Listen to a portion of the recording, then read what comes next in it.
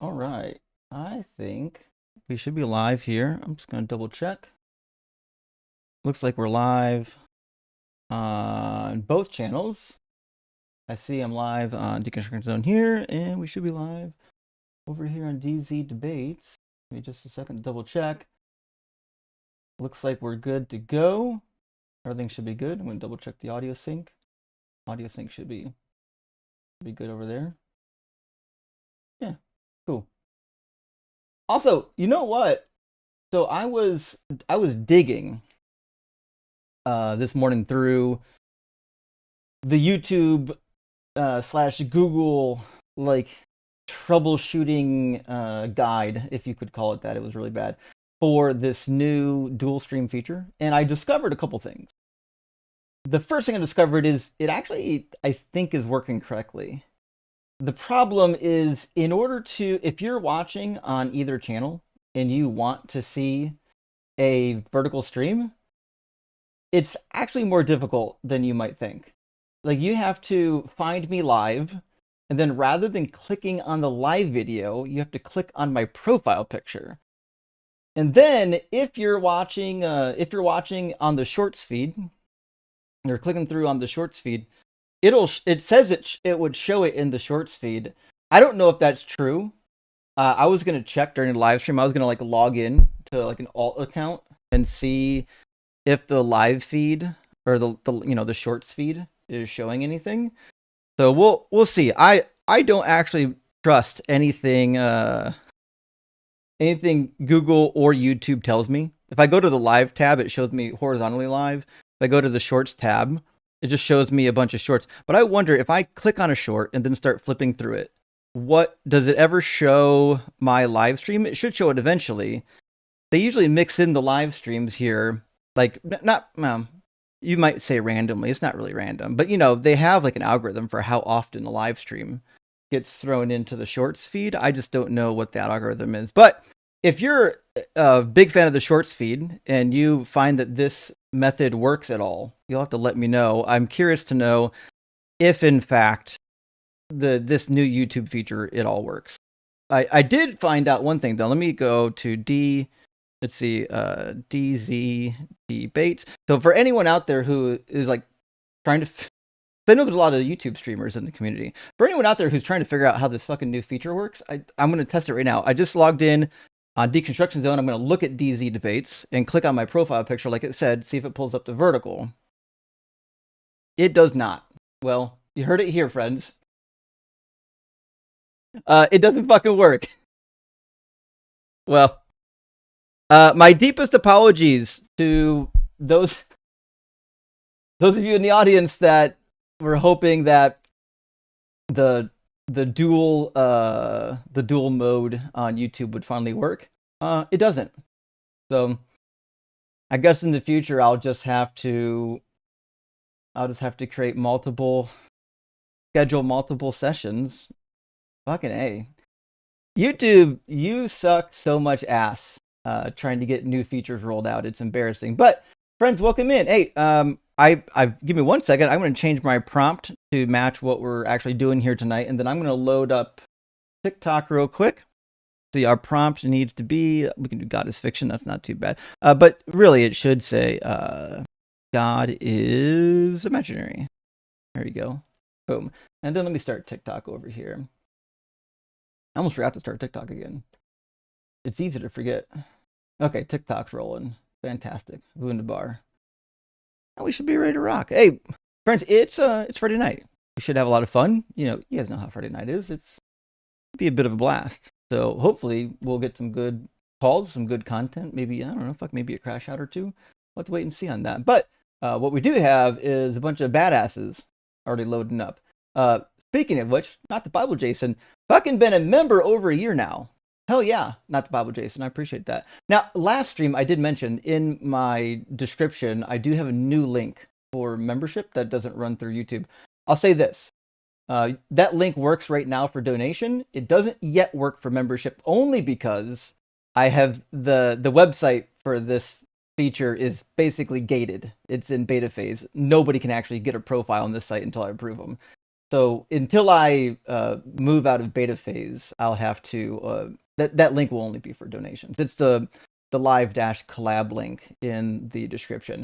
Here shortly though, I think I'll maybe in another week or two I'll be out of beta phase and we'll be able to get people signing up. It's really cool. It's got Discord like chat channels where you can watch the stream together. Like the stream is in the chat channel, and it imports the chat from YouTube and Twitch and aggregates everybody's chat in one place. It's gonna be fucking cool. Nevertheless, at the Bible, Jason. Hey yo, homie. Good to see you, friend. What kind of genetics we getting today, big dog? It's hard to say, to be fair. Haha, that goofball was something else. They never cam up, do they? Shocker. P.S. You're an amazing father. Hey, thank you, Jason. Actually, you know what?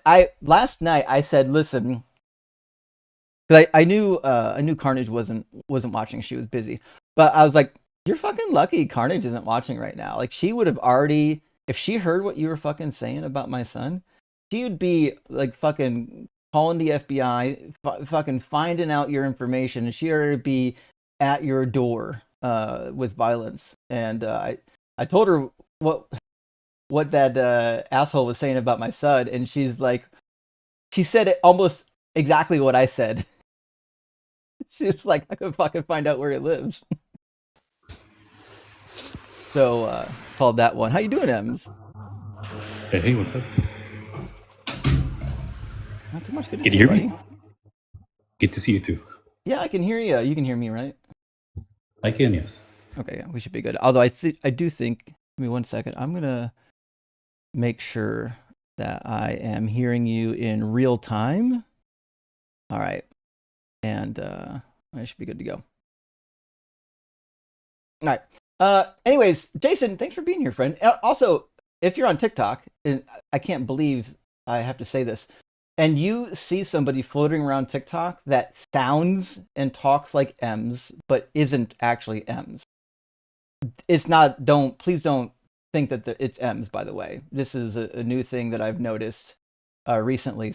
There's somebody out there, maybe with good intentions, trying to imitate my man Ems. And I just want to make it known that if you see somebody that's suspiciously acting like Ems, it's fucking not Ems. There's only one Ems, and you'll know it. Amir, my friend, hey, thanks for sending out 5 Deconstruction gifted memberships. Super appreciate that. And so does everyone who got a membership. Also, Adele, holy fucking shit. It's been a hot minute. I hope you're doing well. It's great to see you. Thank you for the super chat. I was about to die of boredom at work. You know what? I felt the woo force a little bit. And I thought to myself, you know fucking what? I feel there's something in my bones right now that is making me feel like I need to go live specifically for Adele. And so I hit that fucking live button and, here we are. See? So I'm glad you're here, Adele. I really appreciate you being here. And I suspect we're going to get some good conversation. Also, Adele, let me know. I'm curious what your streaming schedule is with you and Rockhard. So you'll have to let me know. I'm trying. This has been a busy year, but I'm trying to get back in the swing of getting involved in other people's live streams. So you have to let me know. Amir, oh, did I fucking read that yet? Yeah, I read that. Yeah, Amir, thank you for the super chat. It says, oh shit, that was whores. I have to go back to my vert turf. I'm so sorry, Amir. Listen, I tried using, and again, I'm going to write a dirty letter to YouTube. I tried using their feature again tonight, thinking this time it'll work. I followed all the rules. And there should be a vertical and a horizontal feed on both fucking channels. And you can just pick whatever you want. And yet, the feature doesn't work. And it just is what it is. I'm going to get it working, though. I will figure out what the fuck YouTube broke and figure it out. Miss Megs, my friend, thank you so much for being here. And for the super chat. My kitten broke her femur. Holy shit. And needs surgery. Did a GoFundMe. And my friends came through. Oh, that's what the fuck I'm talking about. This is a fantastic community. Surgery is paid for. I'm so lucky to have friends. My past generosity is paying me back now. True. You know, you guys know I don't believe in karma, but I do believe that there's a good reason to believe that you get a lot of what you give. And if you are a person who's willing to be caring and give of yourself, even when it hurts, I think a lot of that comes back to you. I had a really good friend. He was a pastor, a dear friend of mine, and if his church was still operating, when I go home, I'd visit his church. He's so cool. But he used to say, the right way to give is to give till it hurts, and then give a little bit more. And I was like, you know what? I like that. That's if everyone did that, we wouldn't have people in need. Dugosaurus erectus. Thank you for the $20 super chat. Wait, where is Dugosaurus Rex? Is he out stomping on Christians? Rock hard product. Actually, it's hard to see him. He's actually just below the super chat right here. He just kind of changed locations. But the end of summer is here. I've had this ever since the beginning of summer. I've had this backdrop. It's time for a new backdrop, I think. So I'll be getting a new one set up here soon. You'll have to, if you have strong opinions on what kind of a thing we should put back there, let me know. I'm always open to shelf decoration. Also, by the way,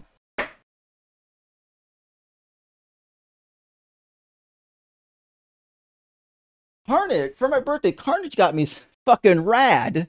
Just some rad ass Kraken bottles, custom made. They're actually real Kraken bottles. You could actually fill them up and put Kraken in it. It's just that they created.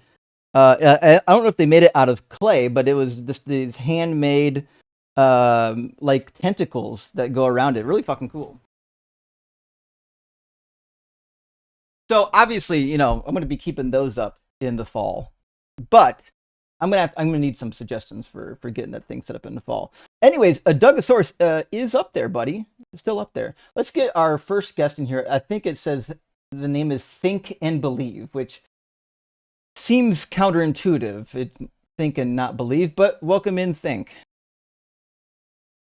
Hey, 29 Christian. Oh fuck, you're ready. Yeah. I've watched you a couple times, mostly on the what's it called? The show Like you do on AXP? Sundays. Yeah, it's usually The Line or AXP. Unapologetic, maybe. Oh yeah. Unapologetic is in the morning. Yeah, I'm sorry. Yeah, I'm on Unapologetic every Sunday morning, and then it depends on my schedule. I might be on AXP or I might be on The Line later that night. I gotcha. Well, I really just wanted to ask what you guys thought about Joe Smith reconversion, I guess, to Catholicism. I don't know who Joe Schmidt is, so I guess I don't really have an opinion. The Majesty of Reason guy on like on YouTube, big like philosopher. I don't watch, so Whoops. I have no opinions, my friend. I guess that answers that question. Yeah, I couldn't possibly do it. There are people of all stripes that are intelligent, that find that they end up believing in religion, and I would never. They'll accuse me of saying that like religious people aren't rational. I don't actually believe that. I think you could be rational and still believe in religion. It just happens to be that I don't. I don't buy it at all. That makes sense. I mean, I guess the way I think about it is like, imagine if like one day Dr. Blitz came to you and was like, hey, actually like Newtonian physics is just completely wrong. And I've completely changed my opinion on like, or the earth is actually flat. Maybe he would, he says the earth is actually flat. I'm convinced now. Like, do you think that would kind of influence or impact you in any way on the flatness or the roundness of the earth? No. So Dr. Blitz is someone who I would consider a genius. There's no way around that. But in no way would I think that just one person converting to some kind of a viewpoint is a reason for me to do it. I'm much more so, like you asked about the guy from Majesty of Reason. I'm actually much more convinced, I would say, by the whole of philosophy than one philosopher, right? So like if you read one of the latest surveys. I think 2020 there was a philosophy survey. I think it's just called the Phil survey. And it turns out that the majority of philosophers don't believe in a God. And so to me, that's much more convincing than say, hey, there's this one really smart philosopher who decided to believe in God. Well, one person might be really smart. It just doesn't do anything for me. It doesn't move that needle. Okay, that makes sense. Cool. Well, I appreciate you chatting with me. I definitely would get smashed by you on anything else, so I'm gonna take my leave now before that happens. But But thanks thank for you. watching and thanks for being kind. Yeah, you too. Cheers. Back in the day, back in ye olden days when it was just like Matt Dillahunty doing this stuff, I even when I would say I was a believer, but I was like super fucking liberal already, because I had learned too much. But I enjoyed, like, it was enjoyable watching like dumb Christians come into these streams and say dumb stuff and get destroyed. Because even as a Christian, I was like, other Christians were kind of fucking cringy and embarrassing. So I can get it. I get it. Well, why somebody could come in here and still watch even though they're a believer. Well, let's grab our next guest. We got let me grab 3 super chats, and then we got E question mark is in the guest box. Garlic Frog Diet, thank you for the super chat. The schism between whores and verts is gathering momentum. Any chance of reconciliation? Actually, we might end up with an accidental reconciliation the way things are going, because I've been trying to use YouTube's new dual stream feature, and it's not fucking working. They have not programmed this thing correctly.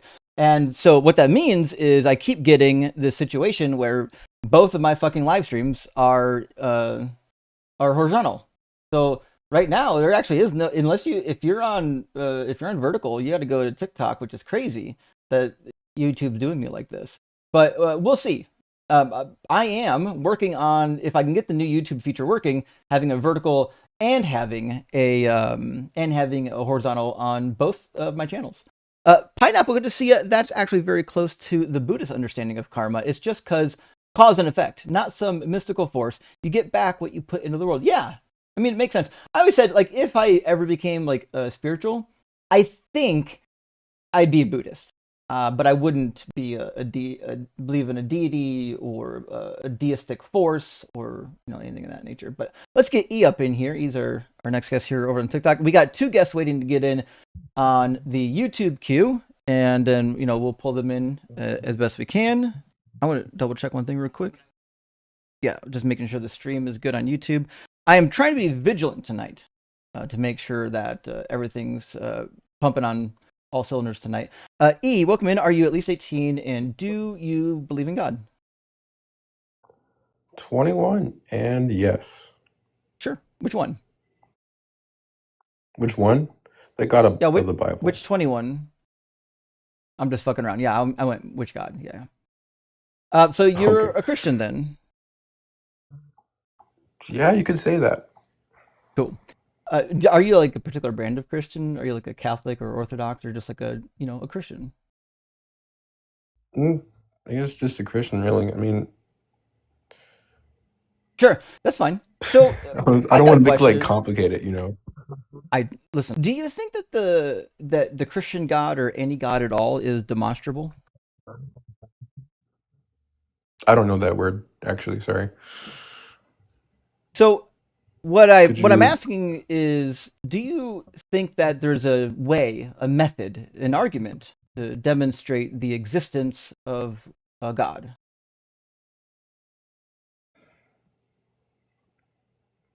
Well, I'd say no argument is fully like proof, because anybody can have just evidence. What kind of evidence are you looking for? Well, I'm actually really lenient on evidence. I think just about anything that moves the needle for anybody can be evidence. I would say, just like in court, the weakest form of evidence is almost always going to be personal testimony. And one of the reasons why, and it's obvious to you once I say it, is Yeah, it's full of bias.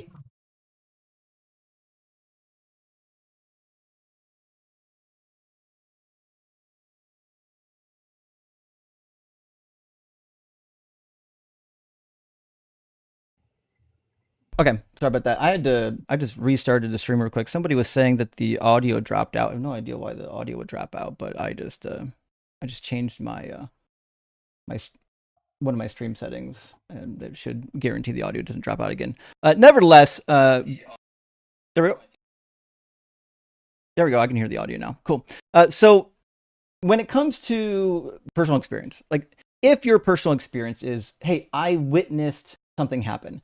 Now that is something that, like, if in fact there are, say, multiple people that witness it, and if the stories are all corroborated, well, now we're starting to get close to something called evidence, right? And now I'm not suggesting that you shouldn't believe, or buy something on just evidence, not proof. You can have just evidence for something and still be convinced by it. I'm just saying that in the world of evidence, I think there's strong evidence and weak evidence. And I think, personal experiences are considered a weak evidence.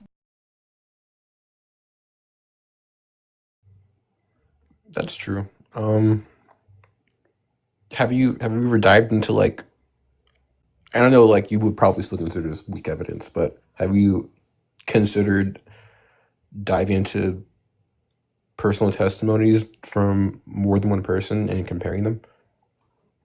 Yeah, I've listened to thousands of them. And how has that clashed with your perspective on the historical accounts of the A Bible? historical account for what? For like Jesus existing or the resurrection? Yeah, Jesus existing, the things he's done. Okay, well, I believe he existed the same way I believe Muhammad existed. And then, So well, what's now that that got to we do with him, like, being a Messiah or resurrecting? What's up? What's up with that?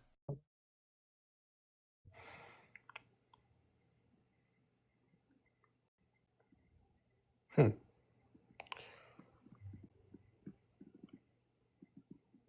what does him being the Messiah have to do with what?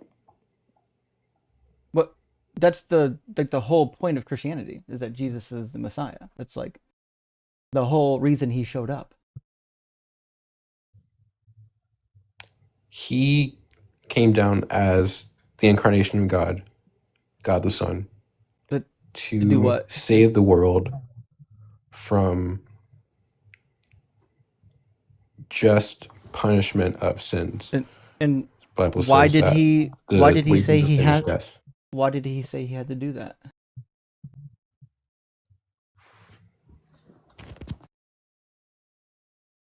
Did you read John where Jesus says that I must fulfill So, what is written about me?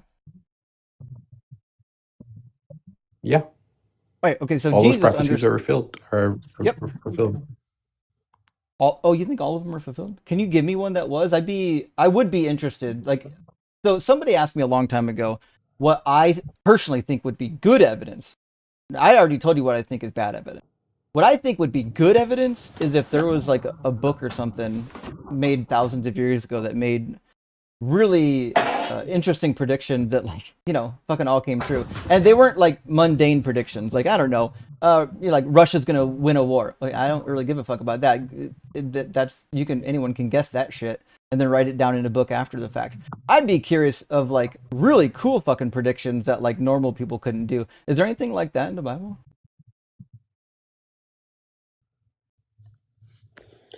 Actually, yeah, I'd say so. Hold on, I'm like going through this part real quick. Like what? What do you think? What do you think in the Bible would be the convincing thing that Jesus did?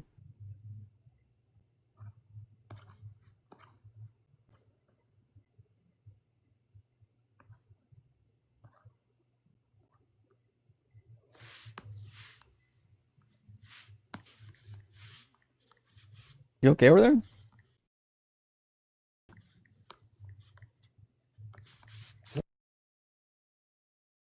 I think his I'm looking for this one. reception's I'm dropping looking out. for the scripture here. Gotcha. Take your time. Yeah, Wi-Fi all of a sudden. Yeah, your connection has one red bar right now. No way, really? Okay. Yeah. Can you still hear me? Yeah. All right. Um, I don't know, like, if it'd be cool for you, like, for me, if I like read like one chapter of Isaiah, right? It's not that long. You want to read all of 53? Yeah.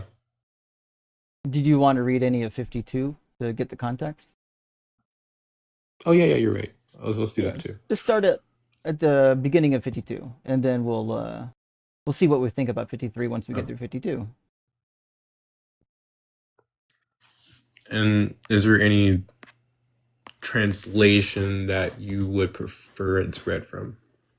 There's a couple of really good ones out there. I kind of like the NRSV or the New King James or the NAB or the NABRE, NASB. Those are all pretty good. The King James is shitty though. That's a terrible translation. The Message is even worse, and the NLT is Because of not the Old great. English. Well, it's not the Old English sucks. You're right, but also like we did a lot of archaeology between 1611 and now, and we know a lot more. That's fair. I got the NIV right here. That's fair. It's mildly decent. Okay. Right. Awake, awake, Zion. Clothe yourself with strength. Put in your garments of splendor, Jerusalem, the holy city. The uncircumcised and defiled will not enter you again. Shake off your dust. Rise up. Sit enthroned, Jerusalem. Free yourself from the chains of your neck, daughter Zion, now a captive. For this is what the Lord says. You were sold for nothing, and without money you will be redeemed. For this is what the sovereign Lord says. At first my people went down to Egypt to live. Later, lately, Assyria has oppressed them. And now what do I have here, declares the Lord? For my people have been taken away for nothing, and those who rule them mock, declares the Lord. And all day long my name is constantly blasphemed. Therefore my people will know my name. Therefore in that day they will know. That is, I who foretold it. Yes, it is I. How beautiful on the mountains are the feet of those who bring good news, who proclaim peace, who bring good tidings, who proclaim salvation, who say to Zion, your God reigns. Listen, your watchmen lift up their voices. Together they shout for joy when the Lord returns to Zion. They will see it with their own eyes. Burst into songs of joy together, you ruins of Jerusalem, for the Lord has comforted his people. He has redeemed Jerusalem. Yeah, let's pause there. He has redeemed Go Jerusalem. ahead. Do you know what's happening here so far?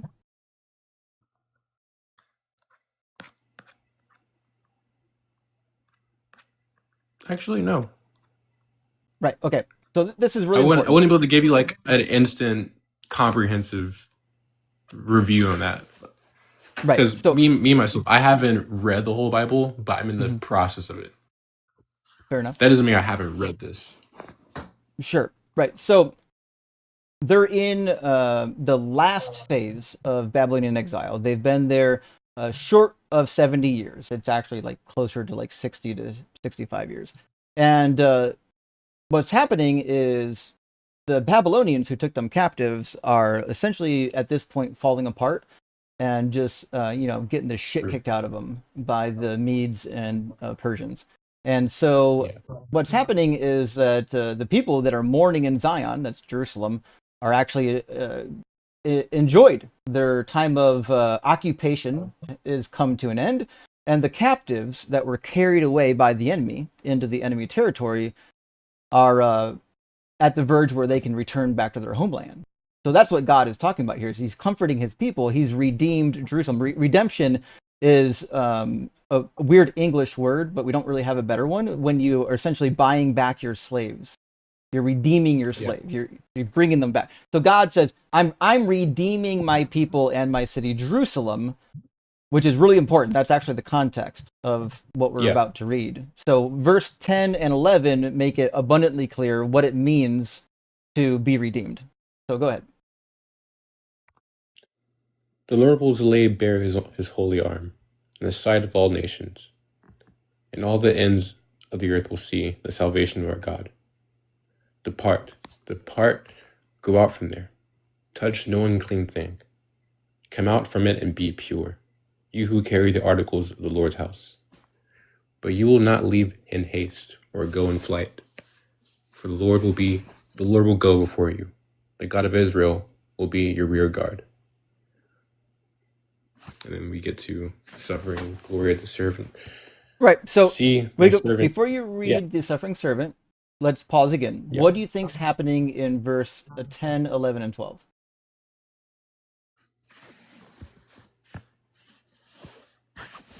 He will lay bare his holy arm in the sight of all the nations, and all the ends of the earth will see the salvation of our God.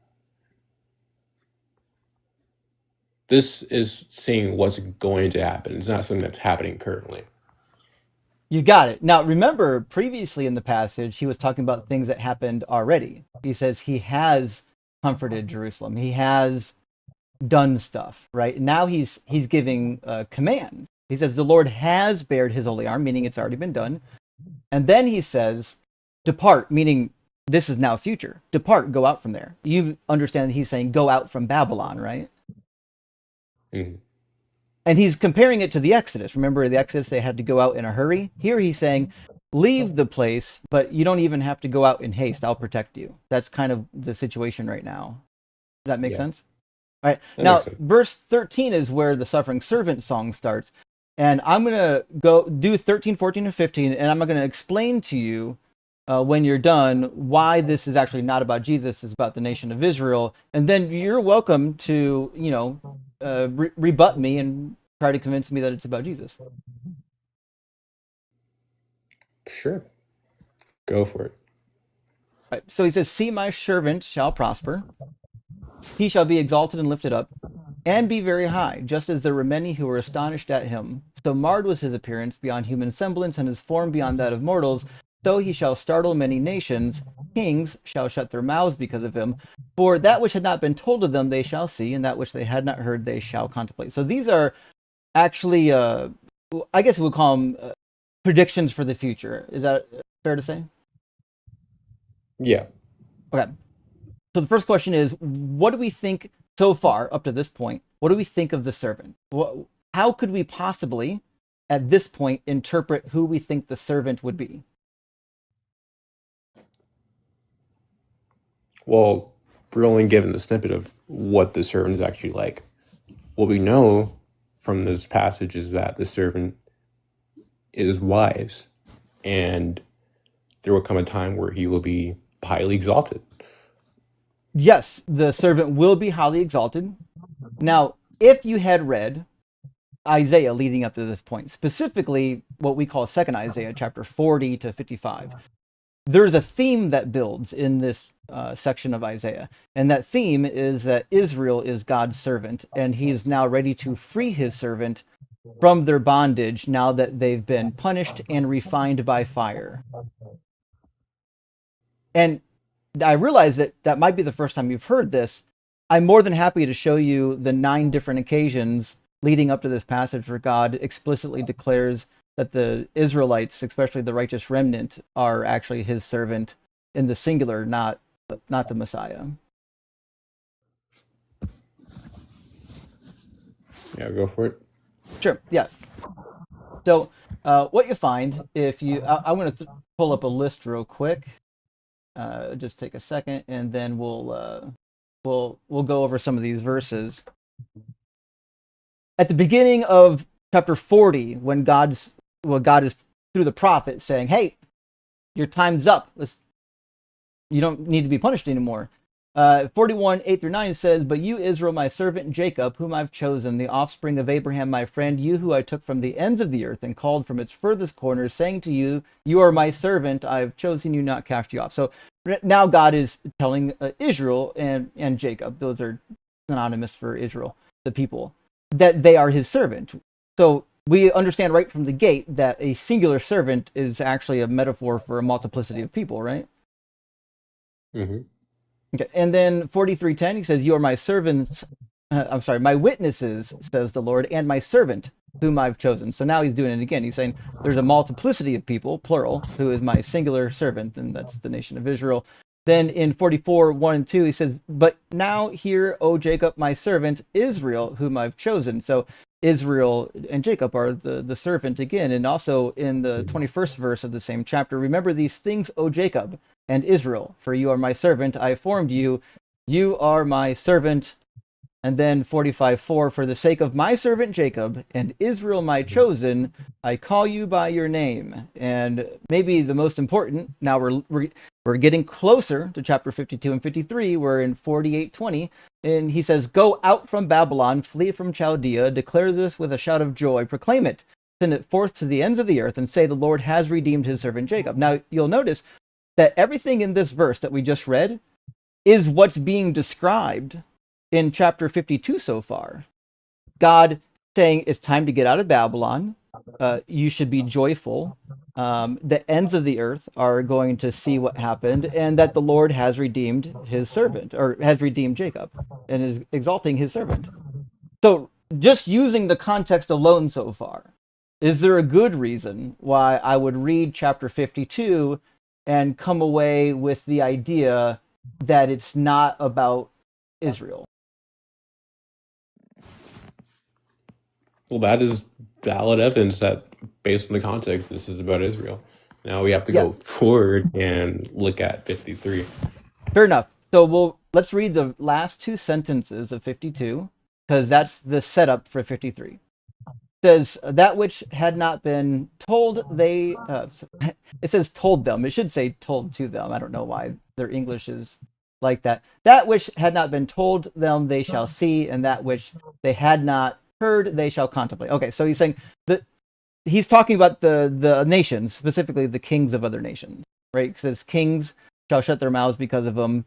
That which they have not been told, they will see. Okay, so he's saying these kings who from the nations are going to be told, they're going to see something they didn't know about. And then it says they're going to contemplate it, right? That's the setup so far. Okay. Now, the next verse, and this is my contention, and this is what most scholars believe, is the next verse are those exact people contemplating what they have witnessed. Who has believed our report, and to whom has the arm of the Lord been revealed? Oh, well, chapter 52 just told us that the arm of the Lord is revealed to the nations. So this is now the nations personified, contemplating what they've witnessed in the past, by the way. They're about to talk about things that they have already witnessed, not things that they will witness, which means whatever they're about to say has already happened.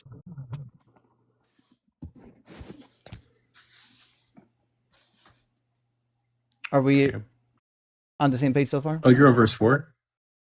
I didn't read verse 4 yet. I just pulled it up. Verse 50. I just pulled up 53 here because I assumed you wanted to start through 53. I just wanted to make sure you and I were kind of on the same page about the setup.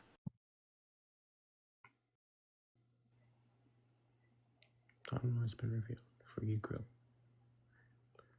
And like a root out of the dry ground, he has not. Okay, yeah, this is where it's actually starting to get into the servant specifically, not just a multitude of people. Well, no, the servant is a multitude of people. That's what I'm saying. So chapter 53 is about to describe what happens to the servant, right? Okay, yeah. And is it in the past or the future? This is being told in the past. Right, okay, so these are events that already transpired. No, that's not what I said. But if it's talking about past events have already transpired? No. Well, I guess yes in a way. Scripture does say that that the Son was slain before the foundations of the world were made. Yeah, Revelation says that, and it's intimated in Ephesians chapter 1 as well, but I'm not sure what that has to do with Isaiah 53 yet. Well, that's what we'll get to. All right. Sure. So we've got a depiction now of the nations contemplating what they have already witnessed. So these are the nation, specifically Babylon. It says, who has believed what we have heard, although yours most likely says our report. That's the more popular translation. To whom has the arm of the Lord been revealed? Well, to the nations. For he grew up before him like a young plant, like a root out of dry ground. Now, if you read further in Isaiah, you'll see twice that God refers to Israel as the shoot that he planted.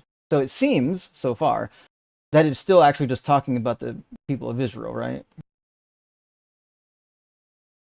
David is also a part of Israel, and this is talking about the root of David. But it's not. That's Isaiah chapter 11 that you're thinking of.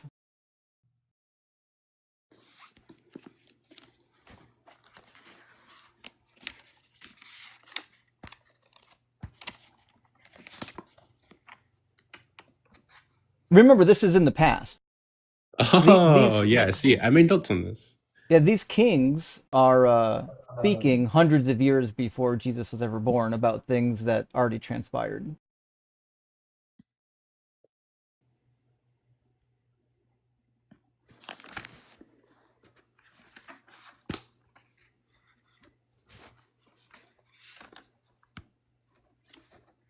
Okay. Well, let's keep reading forward.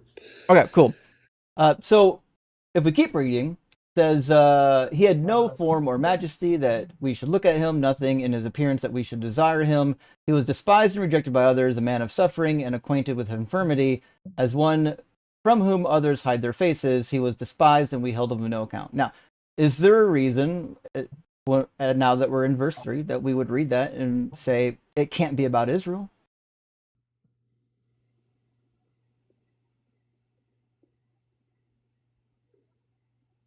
Well, no, I wouldn't Right, say okay. so.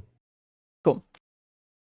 So And if we that's keep, because it's talking about one specific person, not just a multitude. well, why would we think that? This is talking about a person. Why? Why would you think that?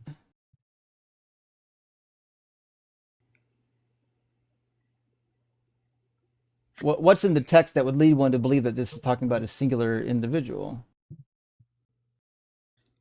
He was despised and rejected by men, and sorrows and acquainted with grief. And as one from whom men hide their faces, he was despised, and we esteemed him not. Mm-hmm. Why do we think that's about a singular person?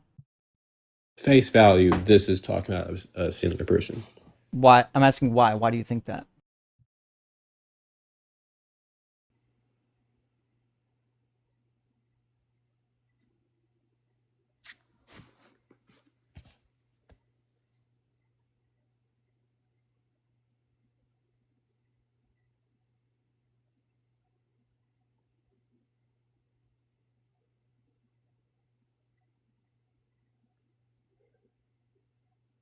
So there. Okay. But I understand what Well, you're saying. You're saying it sounds like it's about an individual. I'm just trying to figure out why, because up until this point, God has been referring to the nation of Israel as a singular individual.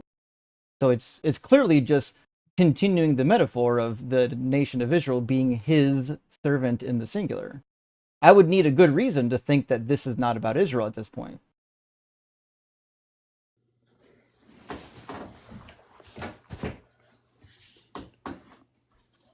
I wouldn't be able to articulate the reason why, because I guess kind of the answer is in front of my face, and you have a different perspective. So I'm kind of hitting a wall as to how I'm supposed to explain it. Right. So Because it the seems typical really Christian, simple to me. the typical Christian answer is, well, it sounds like Jesus. It must be Jesus.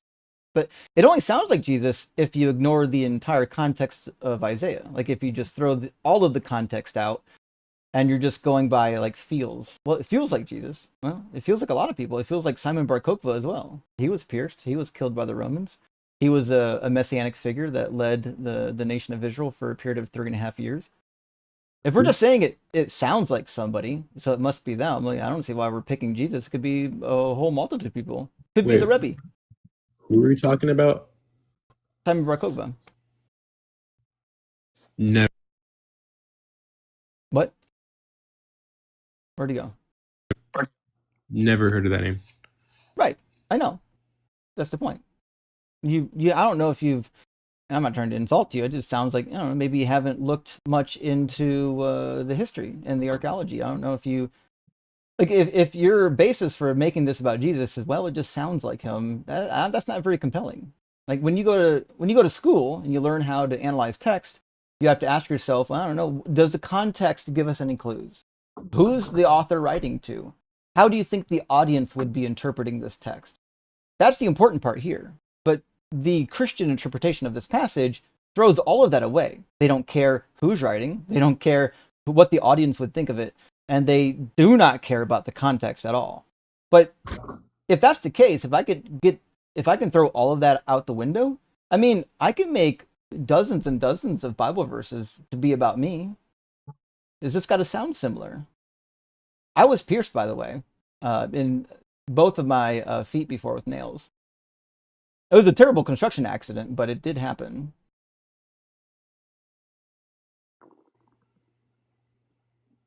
Okay. See how like just sounding similar to something in your life isn't really enough to make it about you? Well, yeah, obviously.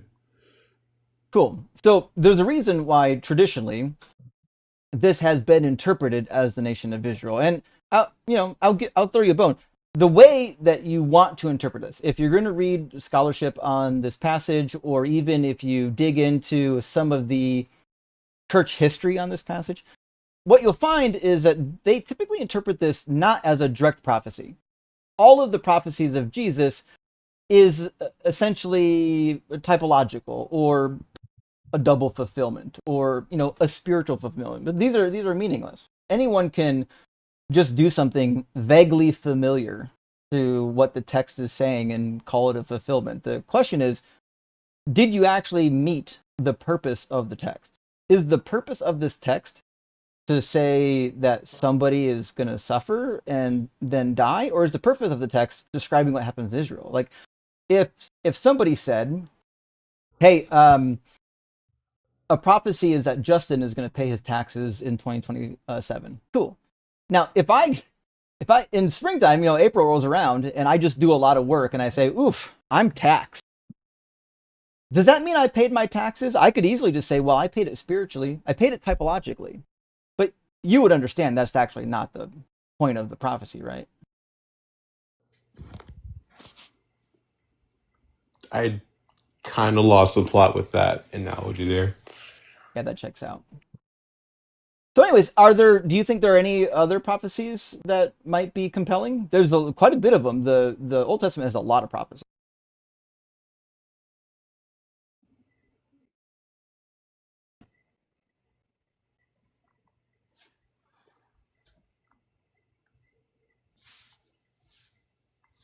Well, this is actually one that John the Baptist fulfills in light of Jesus coming before.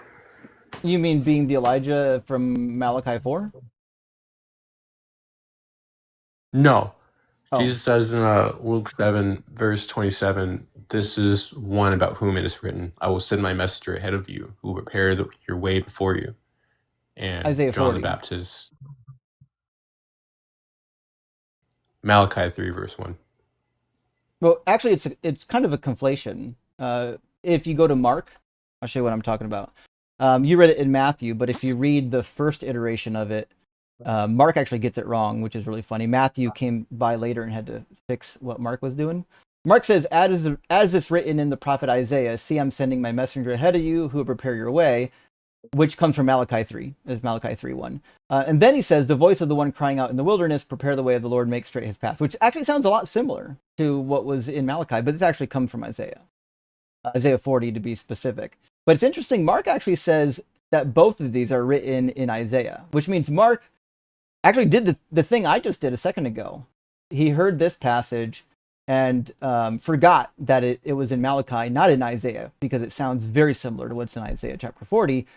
So, like, the authorship by the Spirit of God actually makes mistakes, just like regular humans do, which is why Matthew had to fix it. But on the point, though, you think Isaiah 40 is about Jesus. Why? Or about John the Baptist. Why?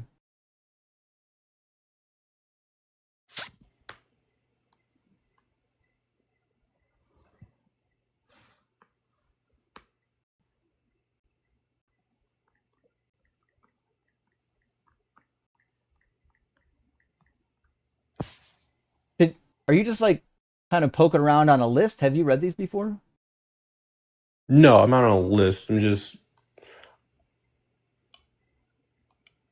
going through scripture, and I'm not just gonna like blur out an answer. That's kind of dumb. Okay, just making sure.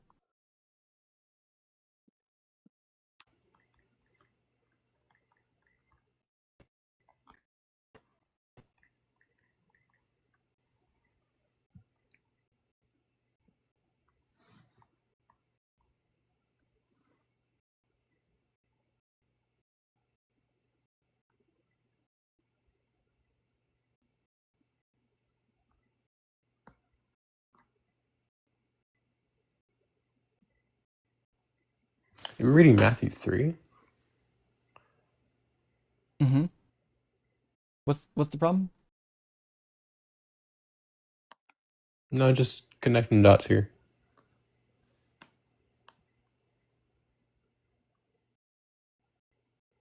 I'm trying to get like what wall you're hitting here. I'm not hitting a wall. I'm just asking you why you think it's about John the Baptist. I actually do know the interpretation of this passage, which is why I'm asking you why you think it's about John the Baptist.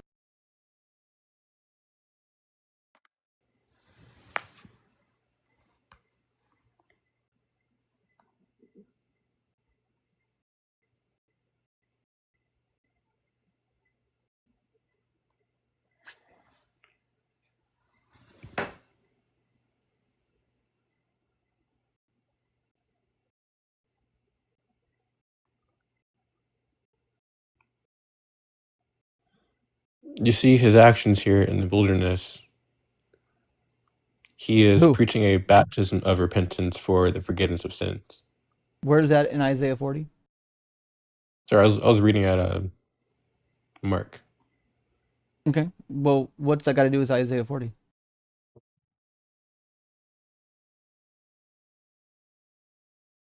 This is quoted alongside John the Baptist's introduction.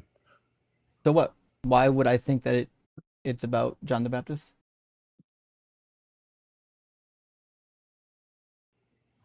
So what I'm seeing is that you're not trusting the cross references in scriptures What I'm saying is just because somebody I don't care quoted. what the cross reference says. I'm trying to figure out why I should believe that it's about Jesus.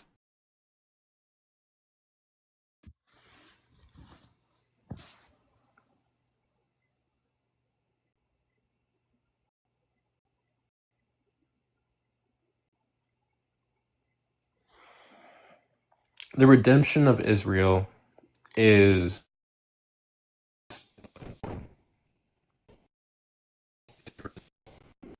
stage, not just the late. You're breaking up now, E. Whatever happened to your reception, it got And worse.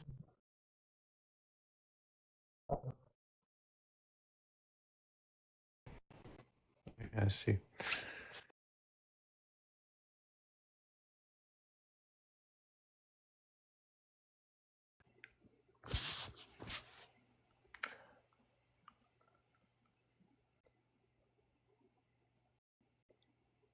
So can we try and see like who is Israel today.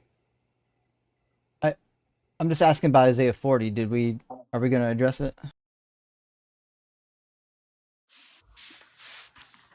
What makes you think that Isaiah 40 is about Jesus?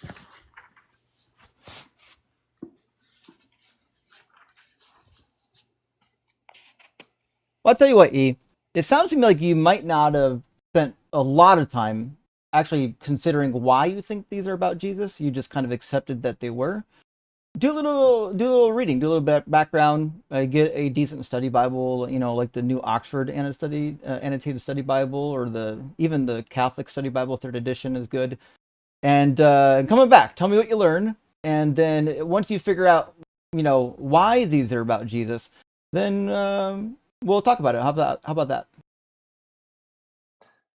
Yeah, I guess like when you know something but you can't articulate it real well, you kind of have a gap there, and so it's just like, eh.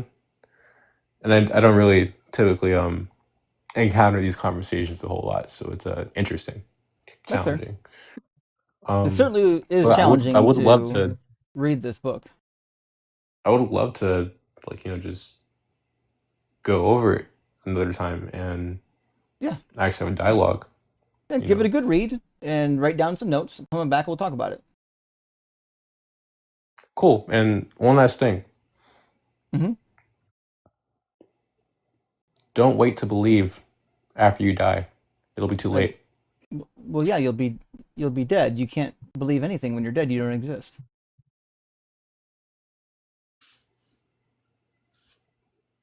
Why would God burn me forever in hell just for not believing in him? Well, Is here's he the like thing. He that? doesn't want you to. Is he like that butthurt that he's got to torch people? It is God's will that no one perishes, but everybody comes repentant. Well, then he shouldn't be torching anybody. Hell wasn't made for us. Yeah, it was. He knew that we would go there the day that he created it, so it was made for us. Remember, before the foundation of the earth. It was made for the devil and his angels. And us, because God knew the day that he created it that he would send us there. So he obviously knew that we were there. It was created for us and the devil and his angels. Matthew 25 is what you're quoting, but it's not complete.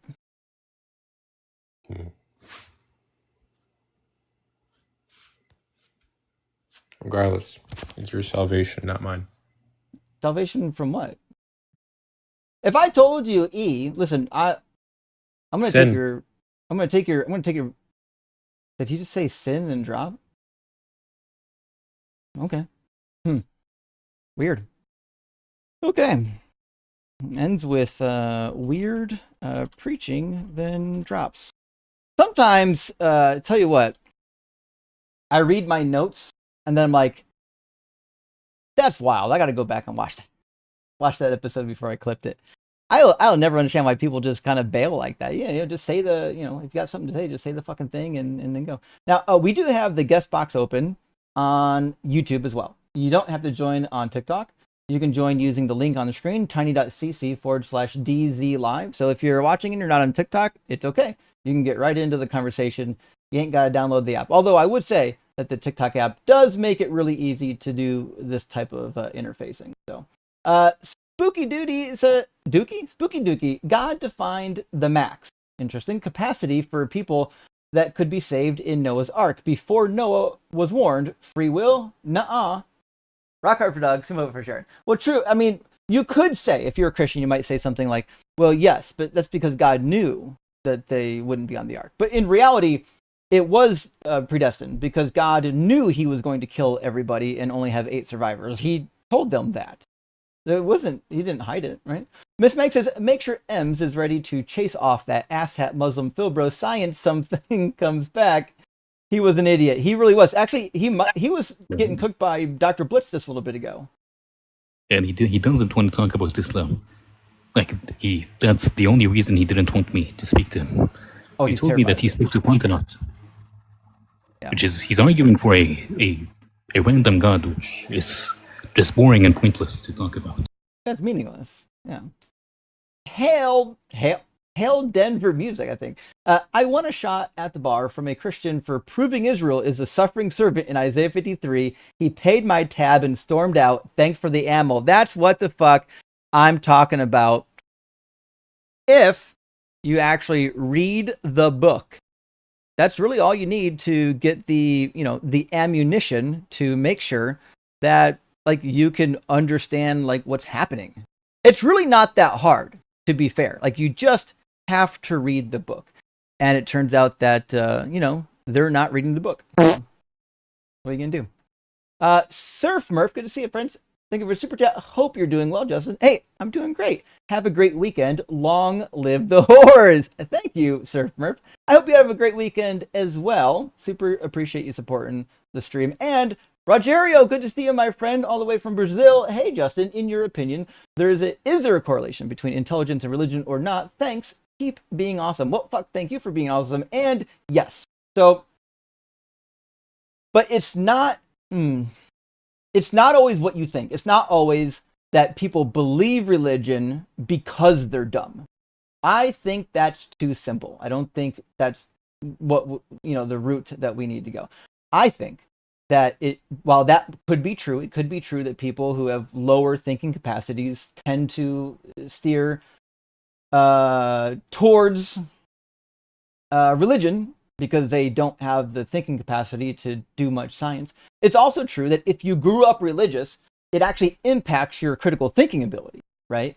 And so it's kind of a downward spiral for it. But yeah, there's definitely a correlation. There's been quite a few studies on it. Mike, buddy, thank you for the super chat. Laugh out loud. The way these motherfuckers read the Bible out loud is so laughable. They are just so profound. Give me a fucking break. It actually is pretty crazy to me. I usually don't have the guests read the Bible, but when it does happen, I'm actually shocked by the amount of people who can't read well. Rick the Grateful, thank you for the $10 super chat. Hello, Justin. Just a wish for peace. Well, fuck, peace to you. Love and happiness to you. The sadist in me loves watching the crash outs. I do, however, enjoy a good, productive conversation. Did I hear it's your birthday? Almost. My birthday was not that long ago, although beginning of summer. My real birthday was this week, and that is my 3rd year birthday on YouTube. Actually, almost my 3rd year birthday on TikTok. I think I joined TikTok just a pinch after YouTube, but yeah, it's my streaming birthday basically. And Cynthia, last super chat for now. Thank you so much. If people read the Old Testament before believing, they would never believe. What do you think? I actually agree. I think there are very, very few people who have actually read the Old Testament prior to becoming Christian. It's much easier to read the argument for why something is true from the end point and believe it because you haven't read what came before it and you don't understand it. But if you do understand it, it's much harder to be convinced of that nonsense. So let's get our next in here. It looks like it's going to be Gloria and then Logic Seeker. And once again, not a lot of people in the YouTube queue. I assume it's because the as we learned last stream, the horizontal stream is the only thing that works on YouTube.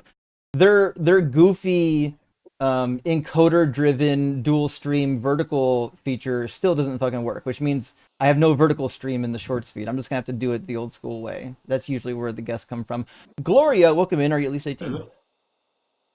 Yes, I am. Can you hear me? You're very quiet, but I can hear you. Can you speak up? Hello? Yes. Can you hear me? Hello? I can hear you. I don't know if anyone else can hear you, but you're very, very quiet. No, I don't know. Maybe it's network. A what network? Network. Maybe network is kind of bad. Your network is... Well, your connection doesn't seem bad. It actually just sounds like you need to get your face next to the phone closer. Okay, can you hear me now? I can hear you now. Okay. There you go. Okay. So which God do you believe in? I'm a Christian. Gotcha. And any type of Christian or just a Christian? A Christian. Just a regular Christian. Fair enough. Now, yes. What do you think about the demonstrability of God? Like me, I don't really believe that Moses existed. Did you say Moses? Yes. And I I didn't believe say that Moses. the Jews, yes, no, most of the attribute of God was created during Moses' time. Like the five books, to know about God, you need the 5 books of Moses, right? I have no idea what you're talking about right now. We agree that yes, the basics of, I don't know, the God's initial properties are detailed in the Torah. That's not my question. My question is, do The, you think that the Christian God is demonstrable? no, I do not. Oh, do you think that there's evidence for it? Can we is it possible for you to open Bible verse so we can read it together? What Bible verse do you want to read? I'll pick one for you. How about that? I'm gonna grab a verse No and need, no I'll need. let Don't worry, don't you worry. interpret it for the class. Don't worry, No, it's only one verse. no It's not need. a long one. I'll put it on the screen so Okay, everyone can see it. You can see the screen, right? okay. Yes. Yeah. Can you Can read you hear me? the Yeah. we can hear you. Can you read the passage for everyone? Can you open to Genesis 38 verse? Genesis Well, 38 verse 24. I just opened the passage. It says, Samaria shall bear her You guilt will, you will because see she has what I'm rebelled doing. against her You will God. see what I'm They talking shall about. fall by the sword. Their little ones shall be dashed to pieces, and their pregnant women ripped open. Can you open, please? Can you open to Genesis 38 verse 24? You're not capable of addressing this verse? I do believe that Jesus was right about the Pharisees. They were fond of making things up and attributing it to God. I'm just asking what you think about this verse. I believe it was attributed to God and it was wrong for them to do that. Oh, you mean God didn't say this? Yes, and you see it in Genesis 38 verse 24. You think Genesis states that 38 verse 24. Genesis states that the Don't worry, you just scribes open to it. and the prophets in the Bible were all liars? Can you open to Genesis 38 verse 24? It'd be a wild one. Sure thing.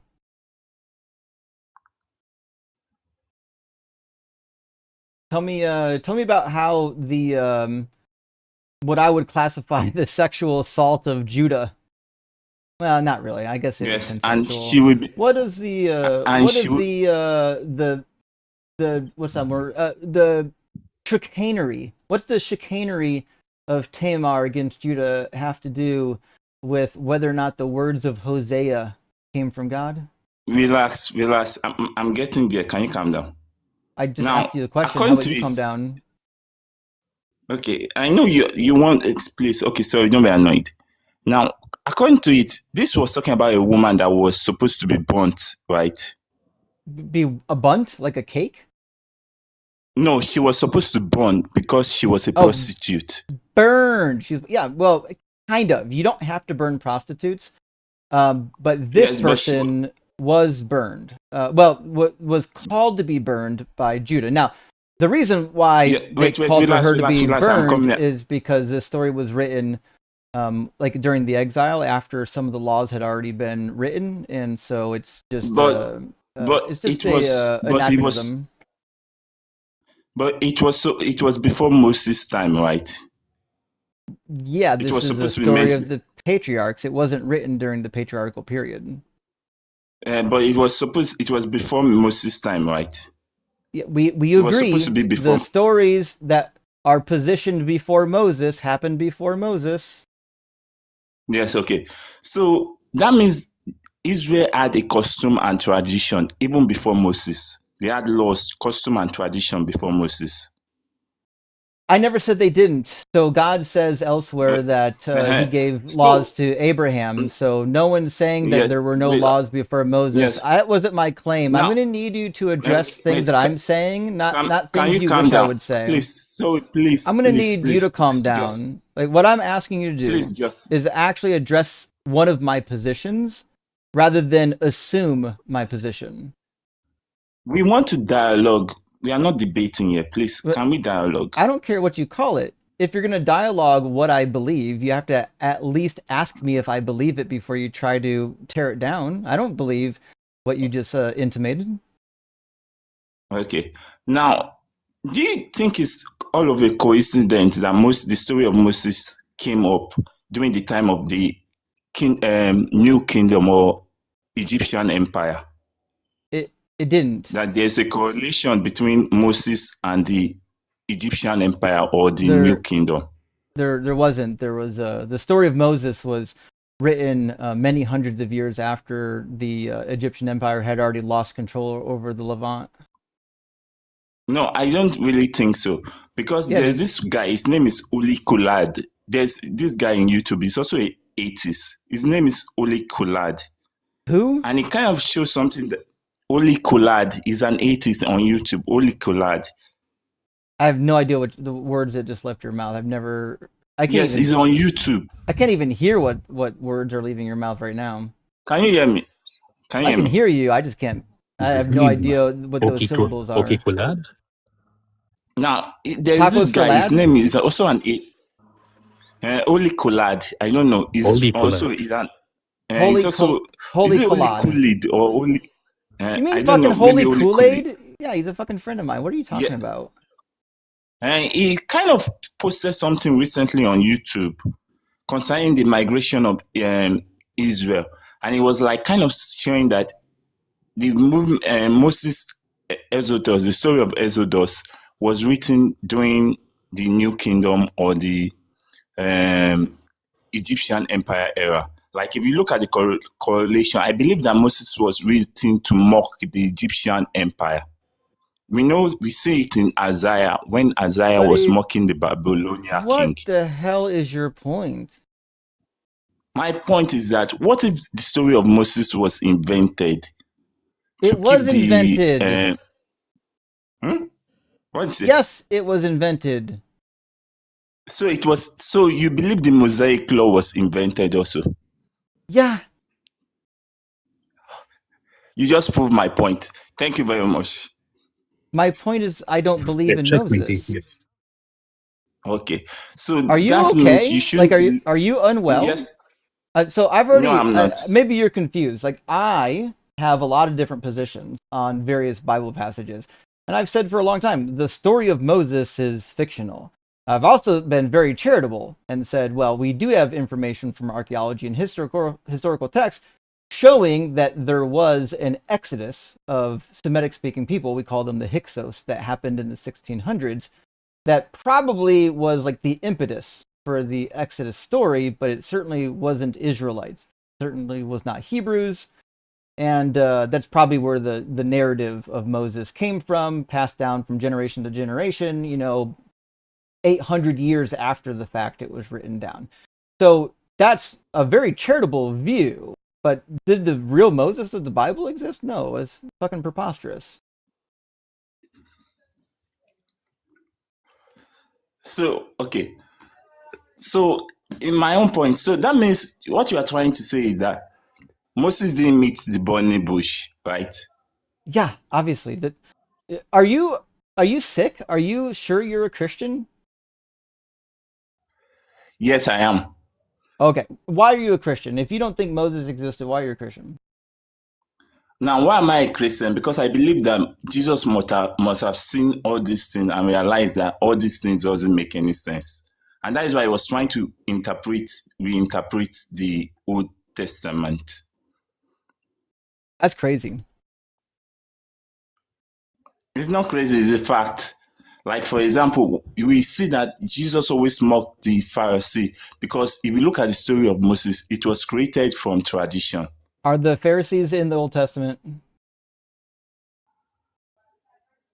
Yes, they were known as teachers of the law, right? Keepers of the law. They are not in the Old Testament. The Pharisees actually developed during the Hasmonean dynasty. They didn't exist prior to that. But they carry on the traditions of the past now. They don't actually. They claim to. Okay, like they didn't carry on. The Council of 70 claims to carry on the tradition of the council from Exodus 24 and so on. But that's an interesting claim. I have no reason to believe it, given that I don't think that council ever existed. Okay, so that means all these things that was written in the Old Testament, they might be fiction, right? According to you. Yeah, well, not all of it actually. We know that quite a bit of it is, I would say, sideways bending history. So the wars where Pharaoh Necho came to meet Israel and fight up north, like near Megiddo, that really happened. The wars with the Babylons and the Neo-Assyrians, that really happened. The wars with the Moabites actually fucking happened. So there is some history in here that is real. And again, concerning the story of Isaiah that you were talking about with the other guy, we know that the Jews were known for reinterpreting old events and using it for situation that was occurring during their time. For example, Yeah, like that's what the Isaiah. Christians did. Yeah, the Jews and the And Christian were both taking passages from the Hebrew Bible that were not about them and reinterpreting about them. That's why they think that Jesus fulfilled all these prophecies. okay, Jews and the Christians, right?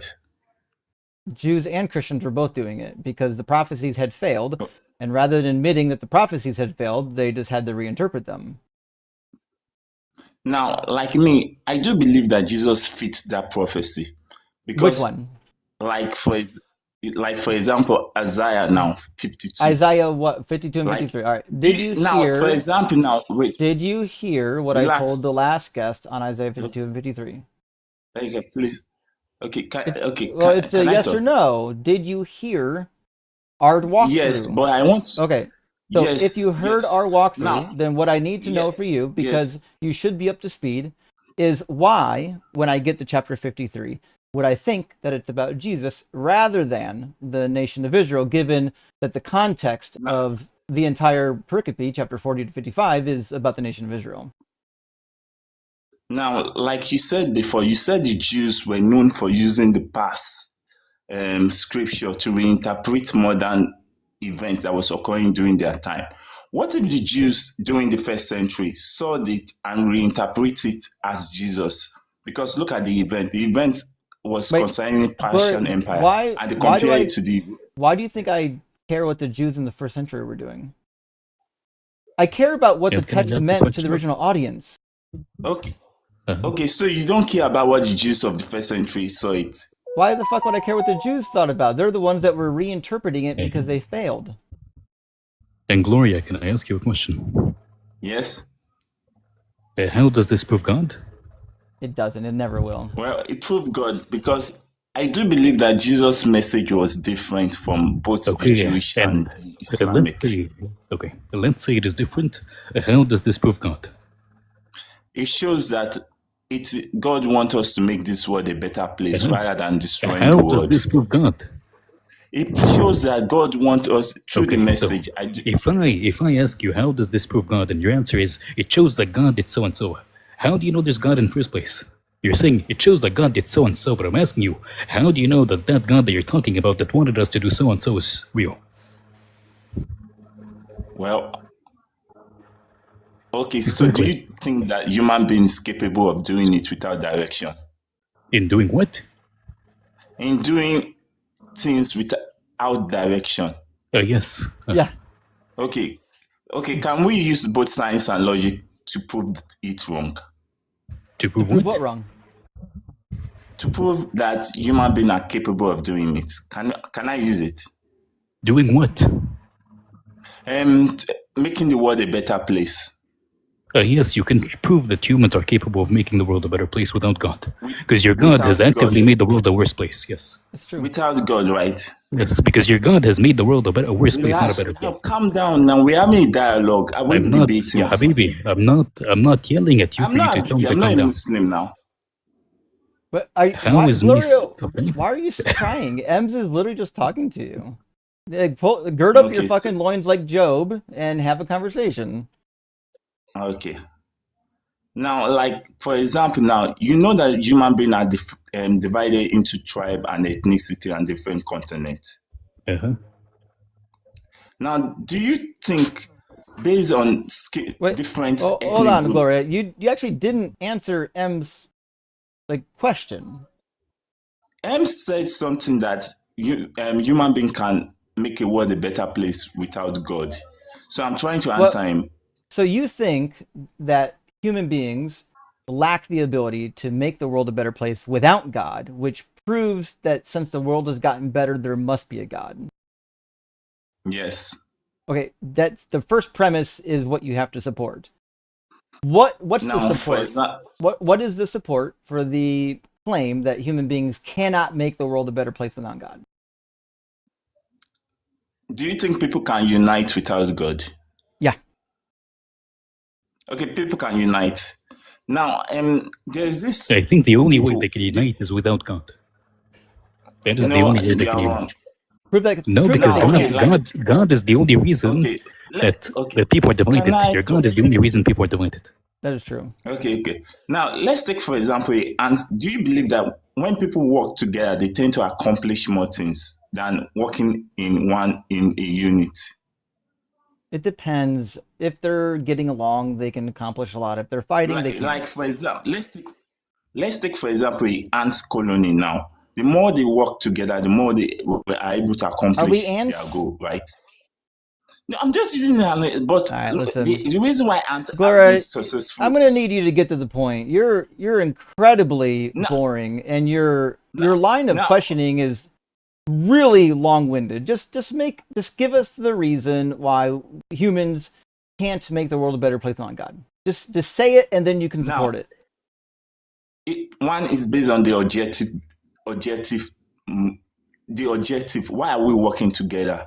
We need objective for that. And one thing is that can we work together in spite of our ethnic differences and our tribal and location? Jesus Christ. Well, I'll tell you what.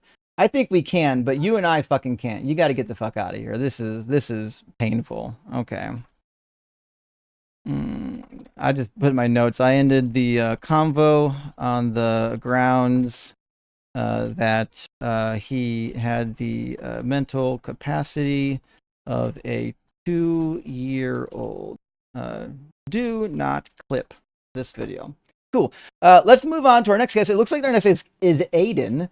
Logic Seeker came back. Well, Logic Seeker, you're out for a little bit. I got Aiden lined up next in the queue. If you're patient there, Logic, I'll get Aiden up here, and then after Aiden, I'll get Logic Seeker up here. I assume Logic Seeker is want to do philosophy, so that should be fun.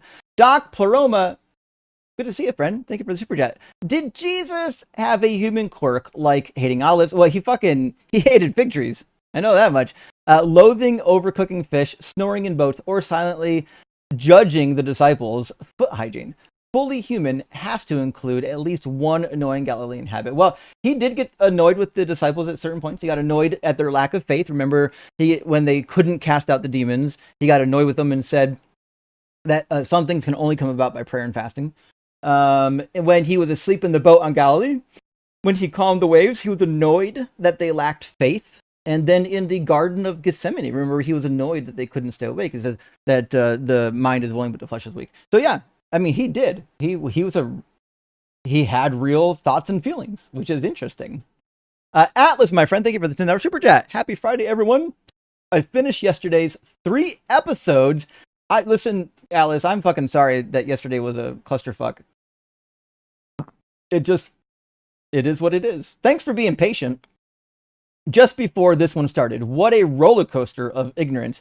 Stray and Bang were wild. Actually, I'll tell you what. It was a shame that we had so many issues getting the YouTube streams going yesterday that I ended up having to go live like 3 times to clip it. But I'll assemble them all together when I do my clips. Thanks for watching. We had some fucking wild guests. X Million said, "Do you believe that Yahweh was aspiring to become part of the Doug Pantheon?" The way he was going around hardening hearts and all. This is a fair point, X Million. Rock hard for Doug, simply what for Sharon, super gay for Justin, and Justin's fucking rock. This is a good point, X Million. I think there might be something to this. If it happens to be, remember, Yahweh does say that I am a rock. God is a rock. So it seems to me like if we're taking God's word seriously, Yahweh must be Doug. That's all we can think here. Last super chat from Hazj. Can you ask Ems why he lied during the debate with the Muslim biologist when he said Saudi Arabia abolished slavery 6 years ago, when in reality they did in 1963? It's 35 into it. Just search it up. Ems, did you say something like I that? might have misspoken then, but I did mean the 60s when they joined the UN. Oh, there you go. Not 6 years. It might have 60s. It might have been like maybe I misspoke because 6 and 60. Maybe you misheard me because the way I speak could be anything, but it's not 6 years ago. Yeah, I do that shit all the time actually. Like I'll remember the numbers, I'll fucking flip them or something. It happens, especially when you're talking real fast or you're debating with somebody. Let's grab our next guest. It looks like it's going to be Aiden. Then we'll do Logic Seeker after Aiden. And all right, we got Aiden up here. Aiden, hold on. Aiden, are you connected? Give me 1 second. Doesn't look like you're connected. I'm just going to refresh. Can I refresh your connection? 1 second. I added Aiden, my friend. I added you to the screen, but I don't actually see you on the screen, which is usually only happens if you're not actually connected. Aiden, I don't actually think you're connected to the waiting room. If you could do me a favor and just refresh your browser, it looks like you're kind of halfway connected. So just do me a favor. Yeah, just do me a favor and refresh your browser. We'll get you pulled in. There you go. It looks like we got you now. Give me a second. No? Hello? Waiting for. Well, it might just be slow. It says waiting for Aiden to connect. Is your camera turned off? I can hear your audio. Can you hear me now? Yeah, I can hear your audio. Y'all can hear him Okay. on TikTok, right? Ems, you can hear him on TikTok. Yeah, not right now, no. Oh, say something for us, Aiden. Oh, he just muted himself. Say something for us, Aiden. Okay. I can hear him now. Justin, I was just gonna ask, how late are you streaming tonight? I'll be on till 8 p.m. Eastern Standard Time. Okay, gotcha. I was the one that wanted to talk to you about the argument for motion from like last week, I think is when we talked. Right. Yeah. I'm literally just about to leave to go to a family member's house. It's terrible timing, but I just wanted to ask like how late you were gonna stream. So I might hop on later if you're still on by then. But just let up your next guest. So Sure. Yeah, no problem. Thanks for letting me know, Aiden. all right, yep. Have a good night. Cheers, buddy. Oh, W. Aiden. Let's get Logic Seeker in here. That was the next guest in line. Surprisingly, we had a bunch of people in the TikTok queue. They kind of thinned out. How you doing, Logic Seeker? I'm doing great. First of all, Justin, I want to say I love what you do. I listened to you on Atheist Experience, and I think you're great. Oh, fuck. Thanks, man. That's one. So, are you a believer in God? I am not, but I wanted to talk about the transcendental argument for God because a lot of people talk about that. So I want to know your thoughts on that. Well, I usually don't do Q&A during my debate streams. That's like a hard and fast rule. However, Pretend I'm a Christian. However, I actually have an empty queue right now. So you're lucky that there's literally right. nobody else to talk to. What's your question? scared of you. By the way, I do live Q&As, typically once or twice a month, where you can literally just come in and talk about anything. But what's your argument, and what do you think is the problem with it? Yeah, so the transcendental argument would be like, how could you trust that logic exists or that you even could understand logic without first believing in God or saying that God grounds it? That would be like the basic. Don't know if I said that right. I don't think logic exists. Okay, how so? Why would I? Like it's an idea? Yeah, it's just so if logic doesn't exist, what is it? it? Okay, how do you know you could trust what your brain does? 100%, or just as a general rule? Either way. Well, enough I that don't you think could, say anything. I don't think you can trust anything 100%. So, can you trust your brain as a general rule? Yeah, it can be tested, right? You can, for example, I can look out and say, look, there's a tree right there. And then I can ask 1,000 other people if there's a tree right there. And if 1,000 other people agree with me, well, it generally means that my brain is, at least working in that regard.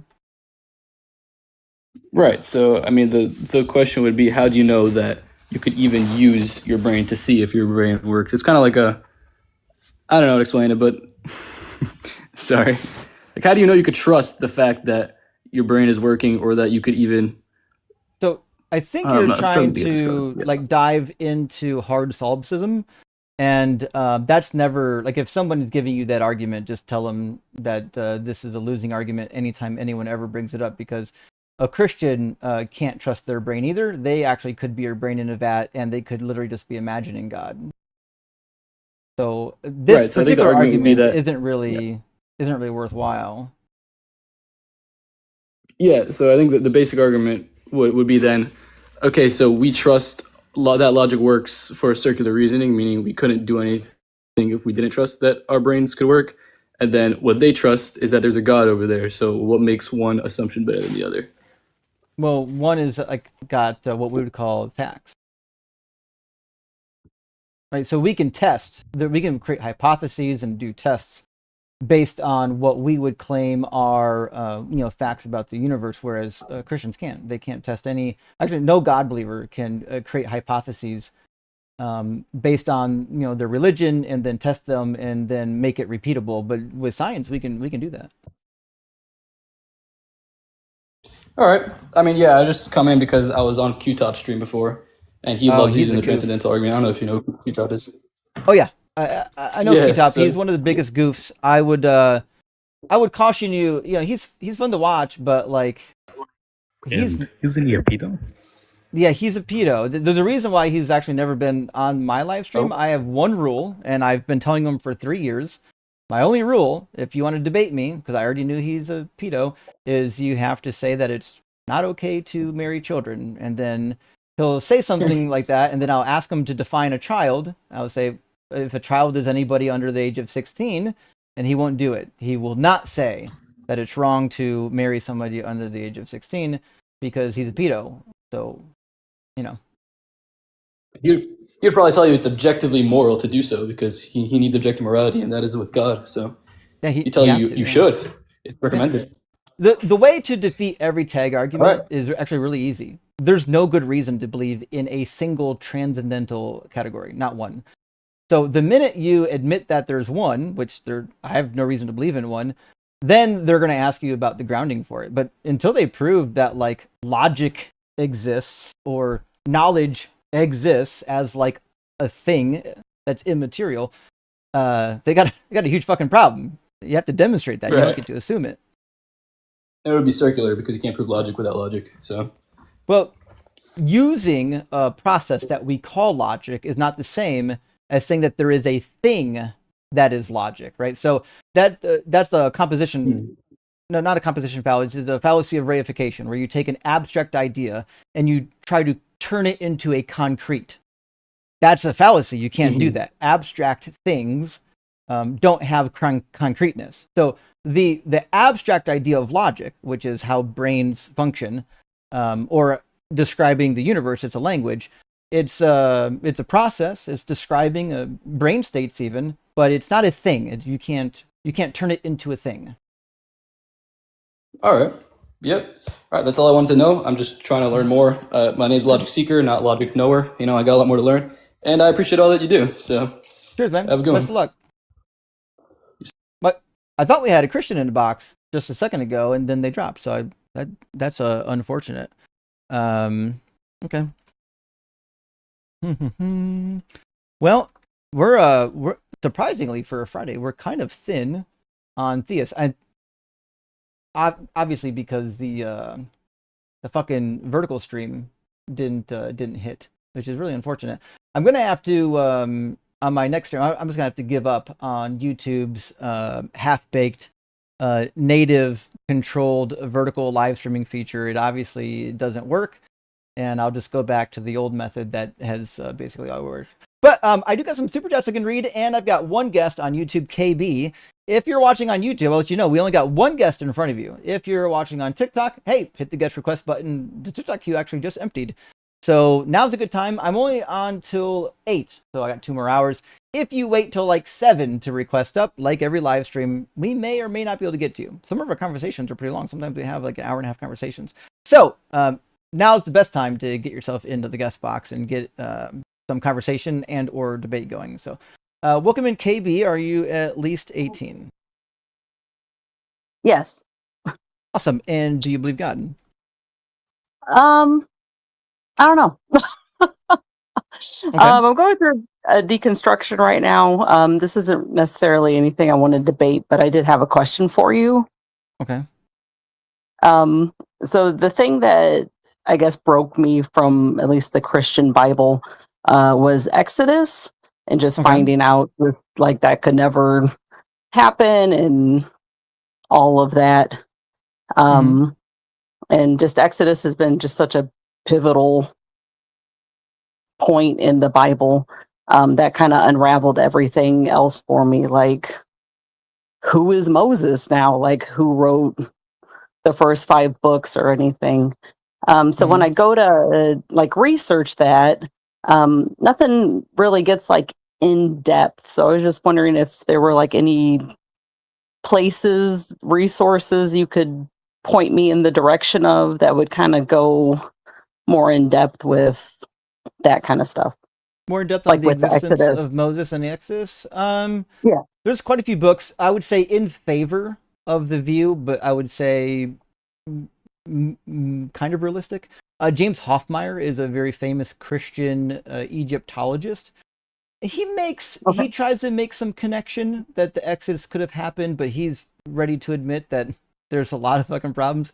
But there are also obviously, I would say, I don't know, we'll just call them atheist scholars. If you read any Bible commentary on the book of Exodus that is, say, written from an academic commentary set, like the Yale Anchor Bible commentary set, or the World Biblical Commentary set, or the Hermenia commentary set, what you'll find is that most of them they'll tell you there's really not a lot of evidence for this. And so when it comes to Moses, if you're a believer, that's one thing you actually just have to kind of take on faith.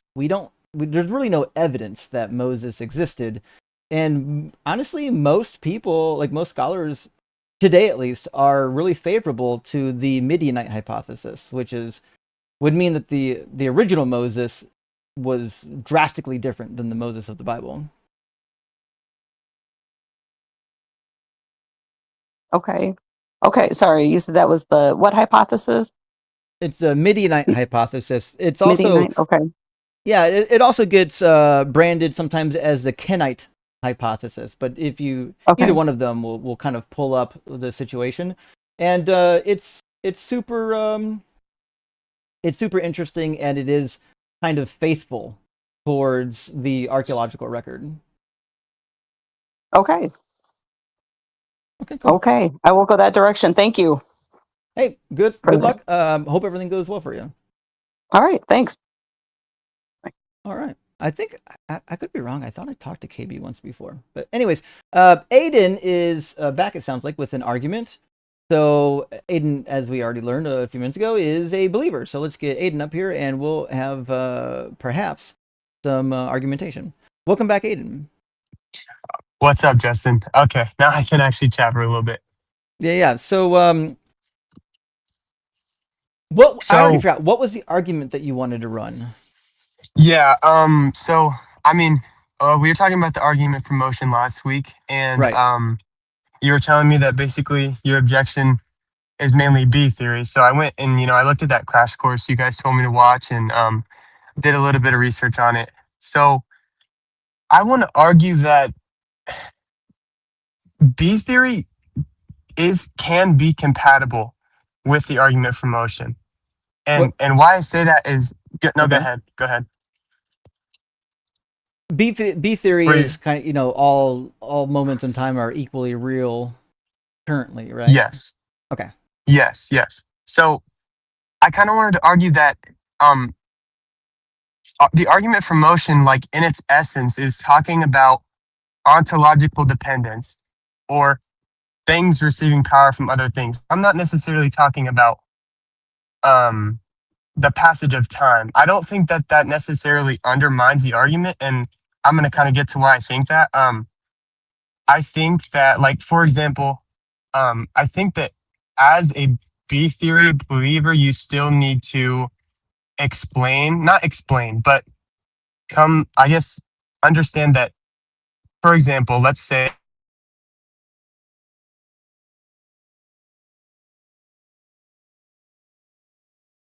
example, Aiden? but we lost you for a second there. Would you say it again?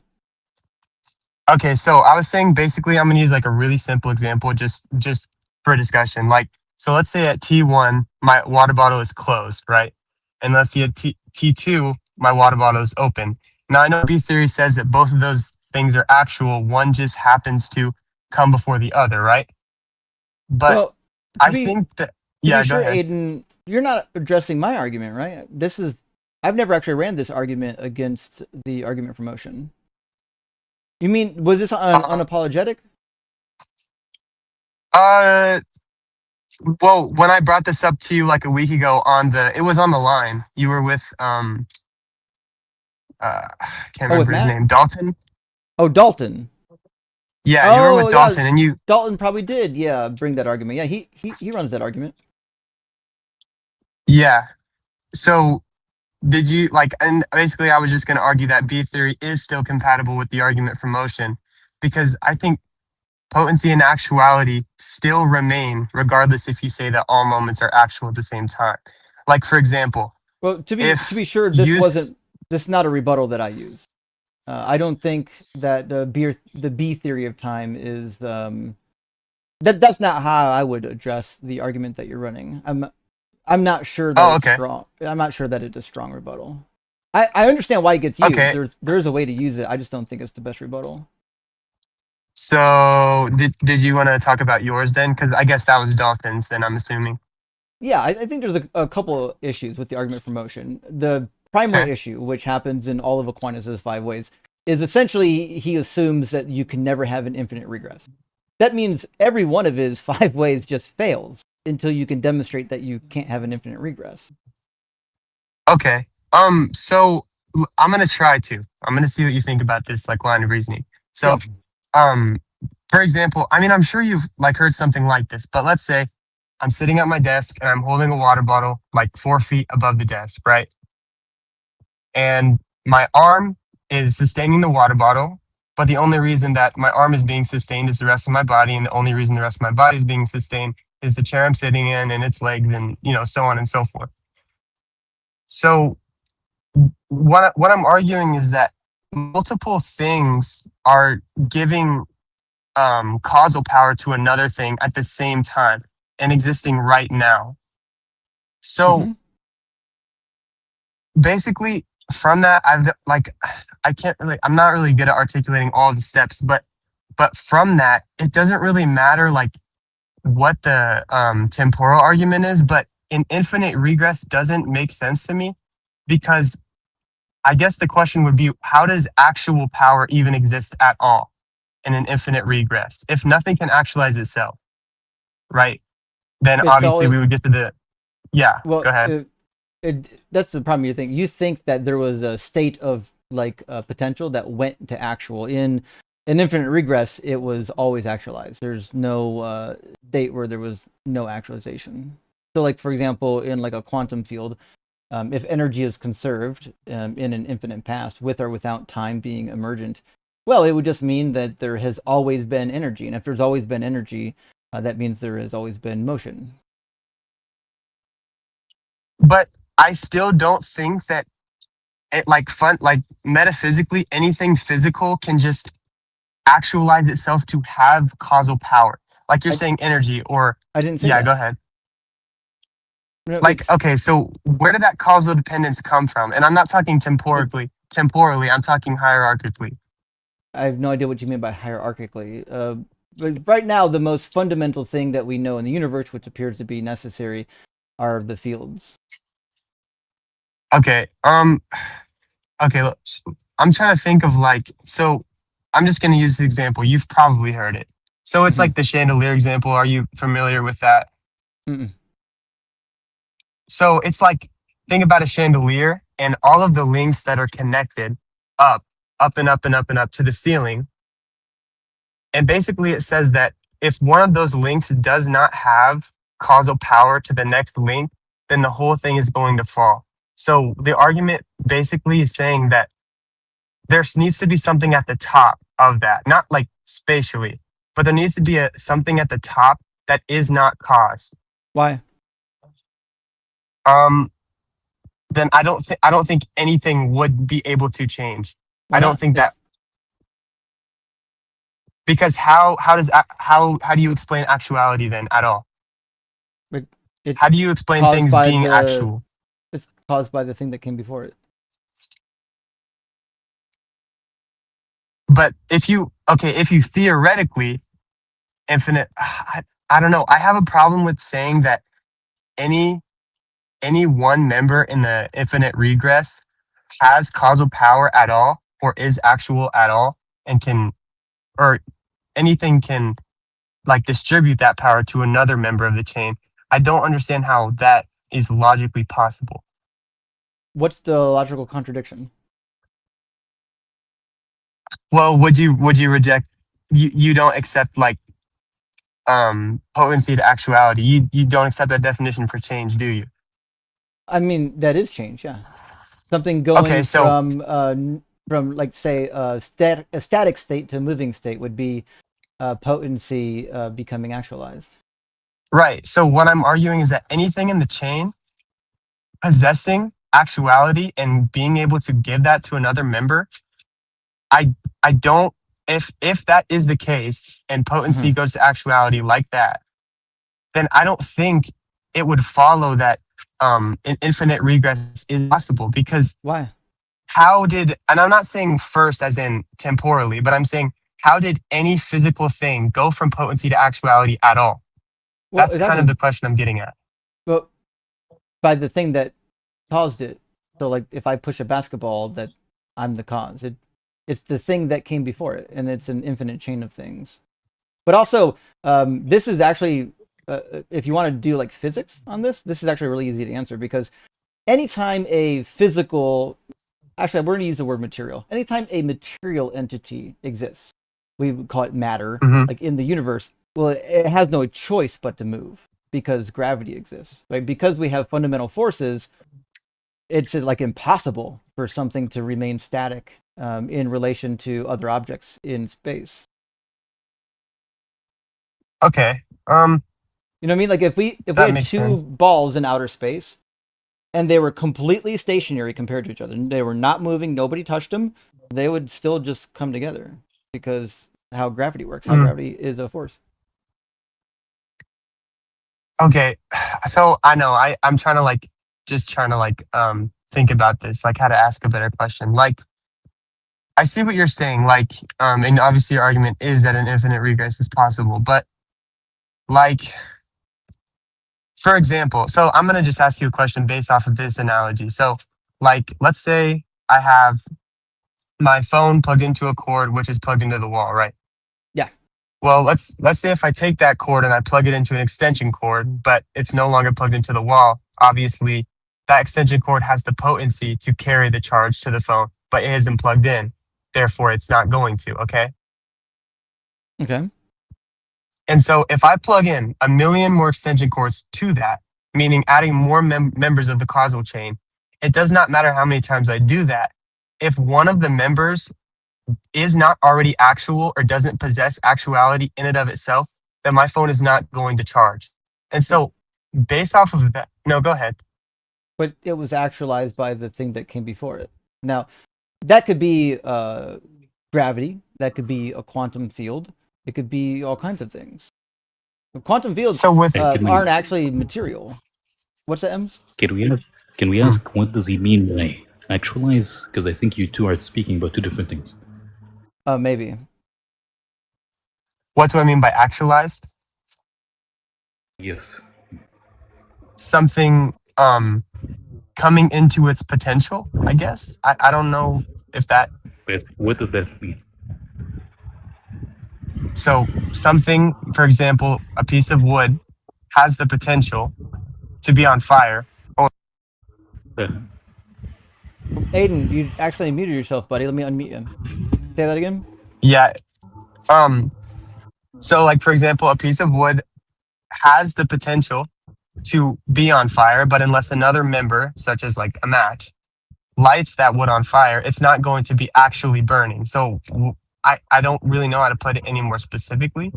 It's basically so My understanding is it like has the possibility to do something, and then that possibility becomes a thing. yes, exactly. When the possibility becomes reality, it's actualized. Yeah. Okay. Or you can say realize too. So what's But the if you're thinking about B theory, wouldn't there be no, like, maybe I'm wrong here, but wouldn't there be no possibilities? It's just one thing that happens, since everything exists at the Yeah. same time, so there is no possibility that is actualized. that's I my mean, understanding of the block universe, yeah. yeah, that So but like I said there earlier, I wouldn't be don't think that actualization, so there is no problem. okay, like I said earlier, I don't B theory is not it's talking about temporal passage. It's not talking about ontological dependence. I'm talking about causal power and how things exist and change right now simultaneously. I'm not talking about what exists, like what is actual at one time. Like even on B theory, something can have um, potency and be actualized. Well, I don't Like think And we're how would saying that that. happen? So if in the block universe, right? Like it would just be, say, I don't know. I guess we'd call it actualized. Like in the block universe, if there's no past, present, and future, then it doesn't go from being unactualized or potent to actualized. I mean, okay, I can use different wording. Like it's a different state. So I mean, Okay. like for example, we could say the seed of a tree exists and is a seed, but at T1 it's a seed, and we're just saying before and after. I'm not saying like this is a particular becoming of a moment. I'm just saying that it is before, because even B theory says that there are before and after, not necessarily like temporally, but just how we order things, right? So, I mean, from the physics answer that like I'm aware of, I'm going to read you the physics answer that I've heard like Dr. Blitz and Quantonaut give. Says cause and effect do not happen just through time flowing. This in a block universe do not happen through time flowing or a force pushing events forward. Instead, causation is a fixed geometric relation. A cause and its effect are permanent coordinate points in four-dimensional spacetime where the cause always sits inside the past light cone of the effect. Now, you probably need to talk to like Dr. Blitz to understand what some of that means, because Right. I'm not going to be able to explain it to y'all. But that's my understanding of the block universe is like there isn't actually this idea of temporal cause and effect. I just now how that is, why that is, how they know that about block universe, don't know. You'd have to know more about physics than me. Right. Yeah. Yeah. And that's why I think like probably more, it would be more productive if we just continued like trying to figure out what we think about the infinite regress. Cause I think that's Right. like a crux, obviously. Yeah, I think the infinite regress is going to be it's going to be a real hinge point here for the argument for motion. Okay. And so you were talking about how like like for example, the gravitational field is non-physical, therefore it can bring like are you saying that a non-physical field can bring forth actualization of something physical now? Because Yeah. you're saying like I don't understand. I just don't see how that's possible. How Well, can a it's just non-physical field? that's the basis of quantum physics is that the excitation of the field creates particles, and the particles form atoms, and then the atoms form mechanical bonds, and we would call those elements, or yeah. Okay. Well, Yeah, elements and are I like definitely need a to. specific combination, but like that's the general idea. Yeah. So it starts with something that we would classify as immaterial. Okay. Yeah. Okay. So definitely, now I need to do some research on quantum physics and stuff. But Mm-hmm. uh, I think that I don't know. I guess what I'm getting at is I don't. And could you, if you could, try to like explain this a little more like thoroughly? I don't understand how something like for something to be actual. Are you arguing that it didn't need to be put? It didn't need potential before that. Like something can Well, just be a brute actual. well, yeah, that's what you think. You think that there's a brute actual called God. Right, but that's a So there's no reason why you can't have a brute actualized field.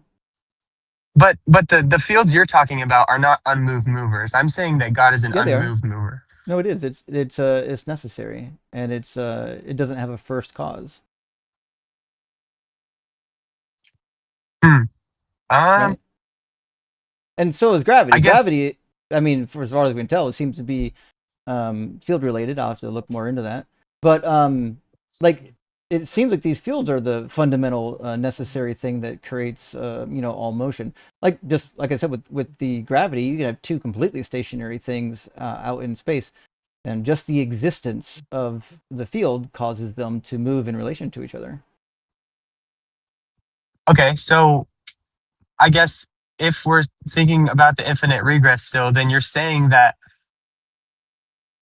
okay, but then I guess that how does that make sense with the infinite regress? If a non-physical field brings actuality and makes a thing physical, like pushing two stationary balls or whatever, how would that go on infinitely? Sorry. How would what go on it in infinitely? Any like now these physical things are starting to depend on each other for causal power, and that happens infinitely in your view, right? I But mean, how would that extend forever? they're depending first on gravity. So it is infinite. There is a first mover. No, gravity is the thing that is causing the what we would call the dominant force. Now, obviously, we've got like the weak nuclear force. We've got other forces that counteract gravity, but the reality is everything that has mass is going to have gravity acted upon it. It is like one of those universal forces.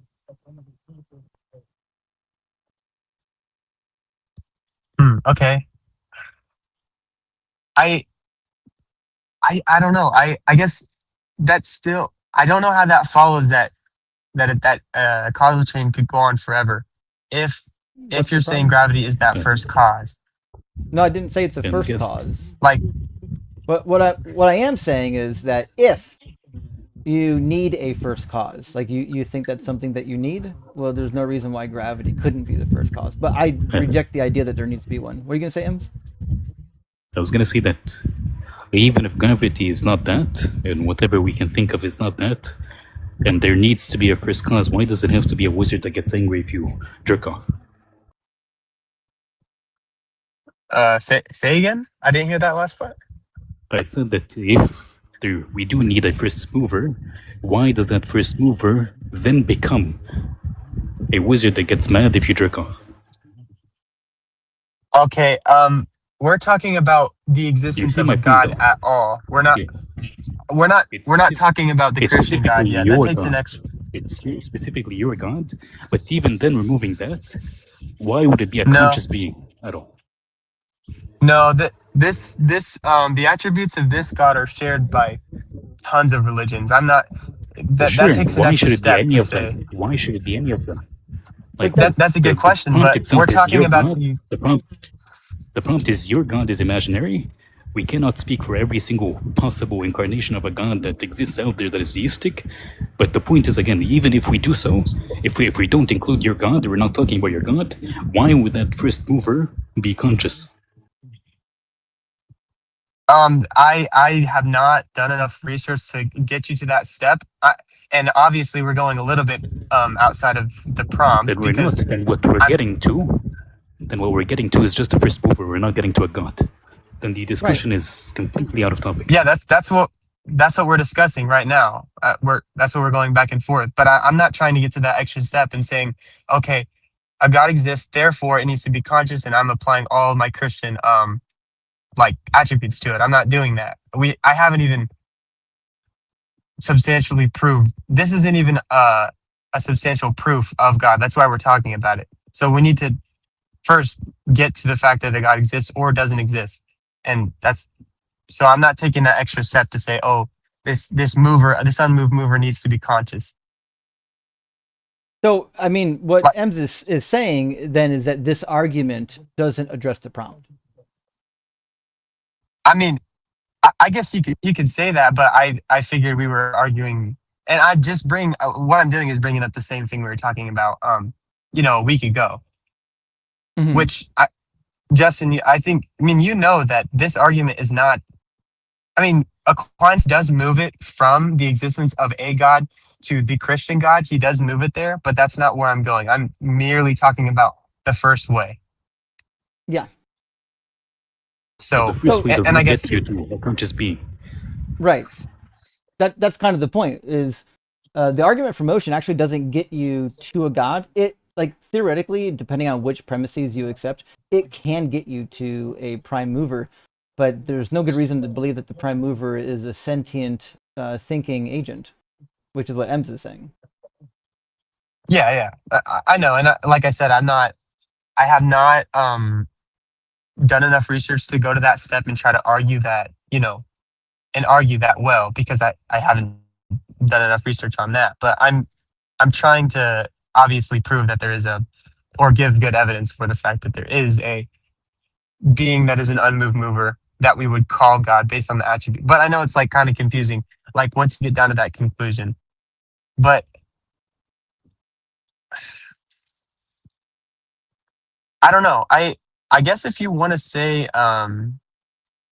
that some field like gravity can be like a first mover of some sort. I mean, I know didn't say first, but an unmoved mover, then yeah, I mean, I'm not really sure where to like go with that. So I definitely need to, go and learn a little more and see how I can like flesh that out. But So typically, if somebody can get through the prime mover argument, typically what they want to do is start going into some arguments for what the qualities of a prime mover must be, and then they basically just try to create an argument saying that the qualities must be some sort of rational thinking agent, and and then you try to get their god pigeonholed into it. I don't think you'll find the arguments compelling. right. Like atheists never do. You're honest, you probably won't either. But that's usually what the next step. Just like the next step after the kalam is the same thing. Yeah. I mean, yeah, I see your point. I mean, I think the column is a lot weaker than the argument for motion, but I don't know if It is very weak, yeah. But uh, it rests on the yeah. same premise, which is Um, that the universe is not past eternal. yeah. So, I mean, honestly, unless you had like something else like related to this that you wanted to discuss, that's pretty much it to me. I mean, I think it was a good, discussion.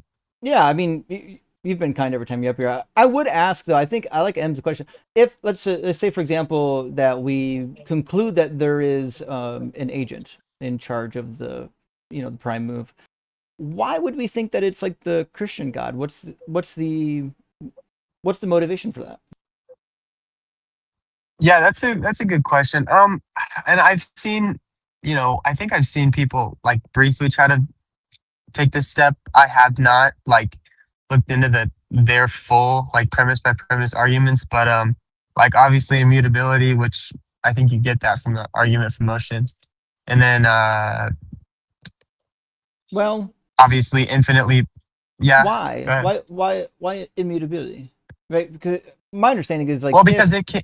the thing has immutability, then it sounds to me like it's not all powerful. Like you got to get rid of one of the omni properties. Why would that not make it all powerful? Well, because if you lack the ability of change, then it sounds to me like you just can't do anything. Like you lack the ability to do anything.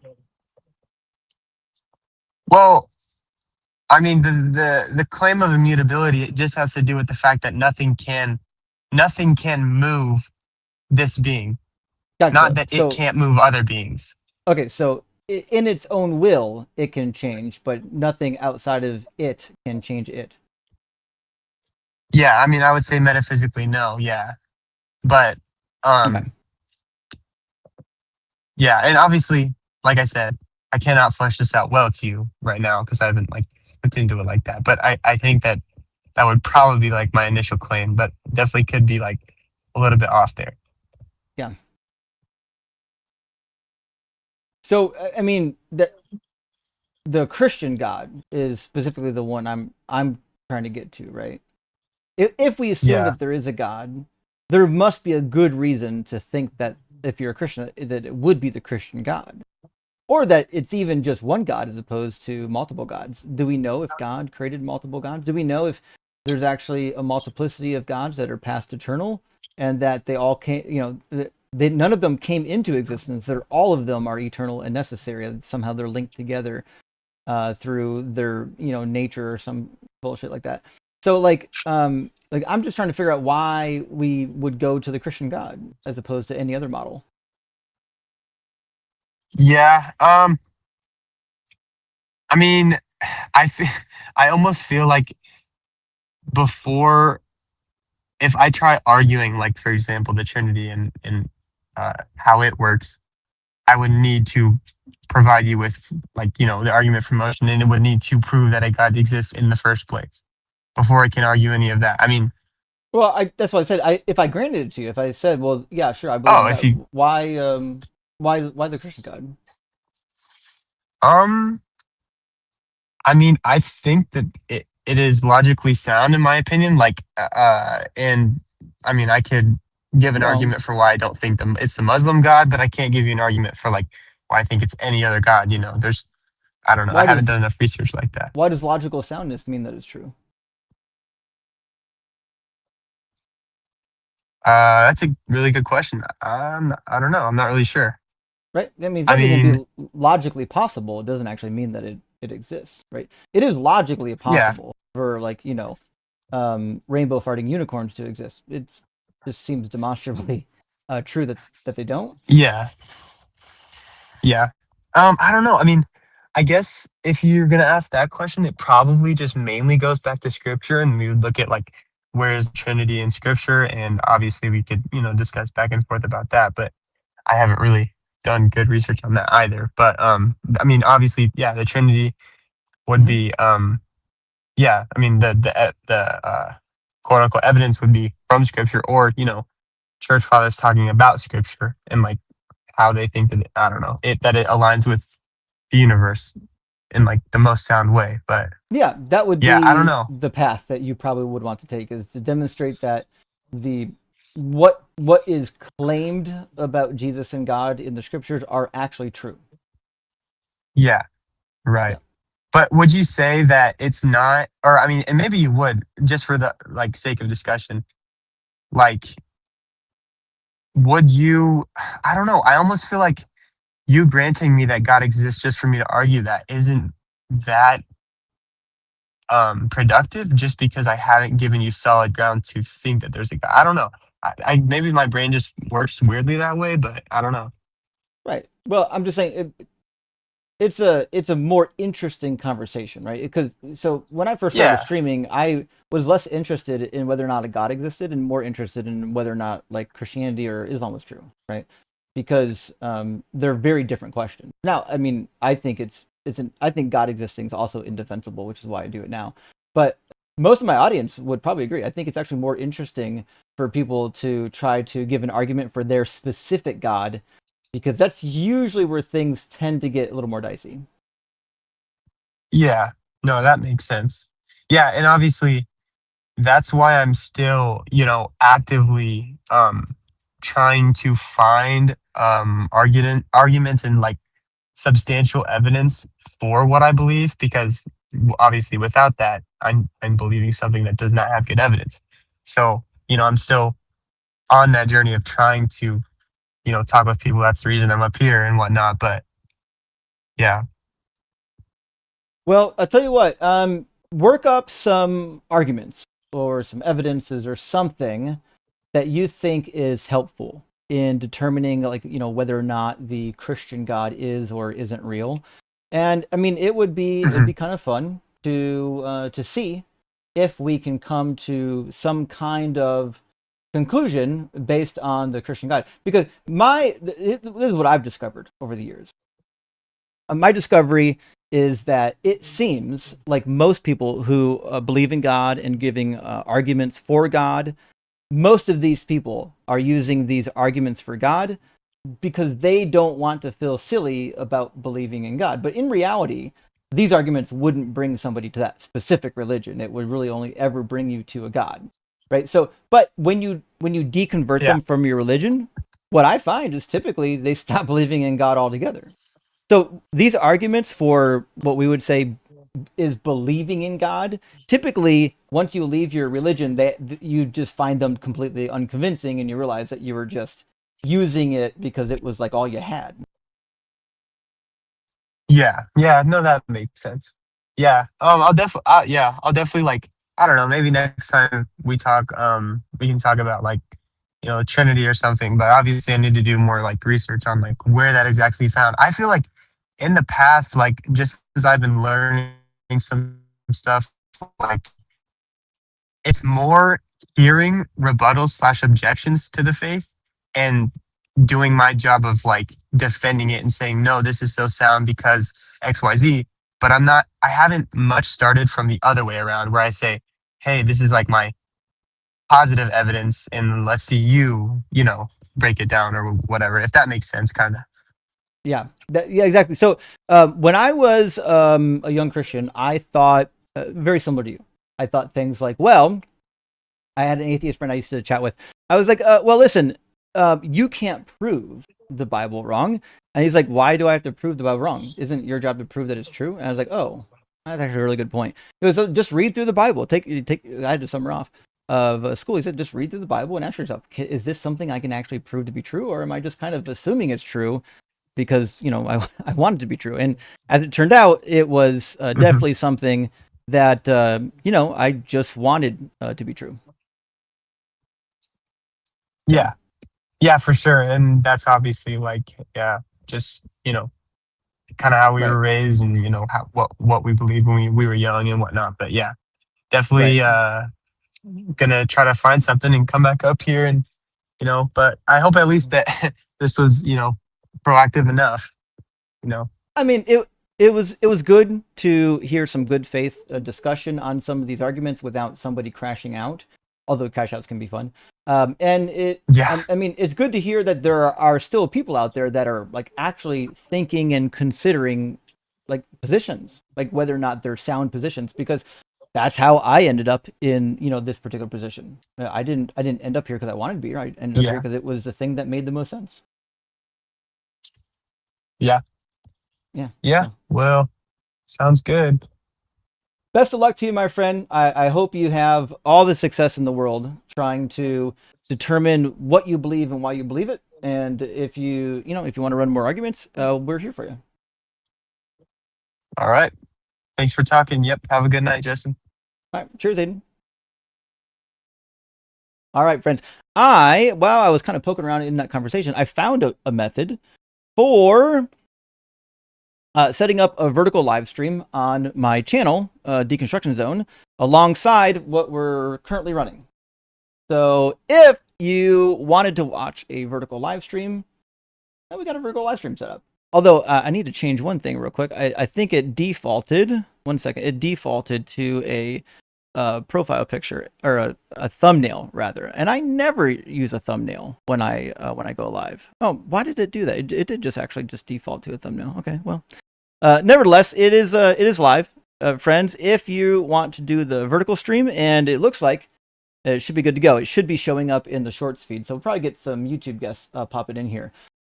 Nevertheless, while we're waiting for another guest to load up, give me 1 second. I'm going to read a couple of super chats, and then we'll probably have another guest in here in just a minute. Duke, hey, thank you for the super chat. Thank you so much. I'm joining your channel. Well, hell yeah. Thanks for all your work and all you do on this channel. Well, Duke, I really appreciate that. Listen, I do put in a lot of work. I put in a lot of hours, and I think it's meaningful. I think what we're doing here in the deconstruction work is, well, it's working. We're having a lot of success. I hear from a lot of people who have deconstructed. Pineapple, thank you for the additional super chat. I really appreciate that, friend. Immutability can be a trait regardless. Anything that actualizing potential has undergone a change from potential to actual, that's a change. It would have to actualize eternally, which means the potential was always actual. Yeah, that's a fair point. If if that's the case, if something was purely actualized and existed for all eternity, it would neither have actualization or potential because they're contradictions of each other. I guess you would say, would it be fair to say that it's a category error? Applying actualized and potential to something that's eternal would just be it'd be a contradiction because eternal things don't have that state. I think that's fair, actually. This is actually interesting. I don't think I've ever thought about this. I'm glad that we've got like a very fucking smart audience that thinks about these things. So huge W there. That was actually really an interesting thought. Nevertheless, we had a guest just a second ago pop into the box, and now they are out of the box. Not really sure why they decided to drop down. But if you're, I think the name started with a W. If you were up there on purpose, you were actually wanting to get into some debates. Hey, it's actually a pretty good time to do that. So jump on in. We'll get you into the conversation, and we'll do the thing. So, anyways, actually, let me do one more thing. Let me make sure I've got all the streams added here. Yeah, we should be good there. All right, I'm gonna close out before we get our next guest in here. I think Pat is next in line. I'm gonna do one thing before I drag Pat into the conversation. I'm just gonna do a quick refresh, real quick. The last YouTube guest that was up here, for some reason, the camera was acting kind of funky. I just I put in a fix for that, hopefully. So give me 1 second, make sure that actually works.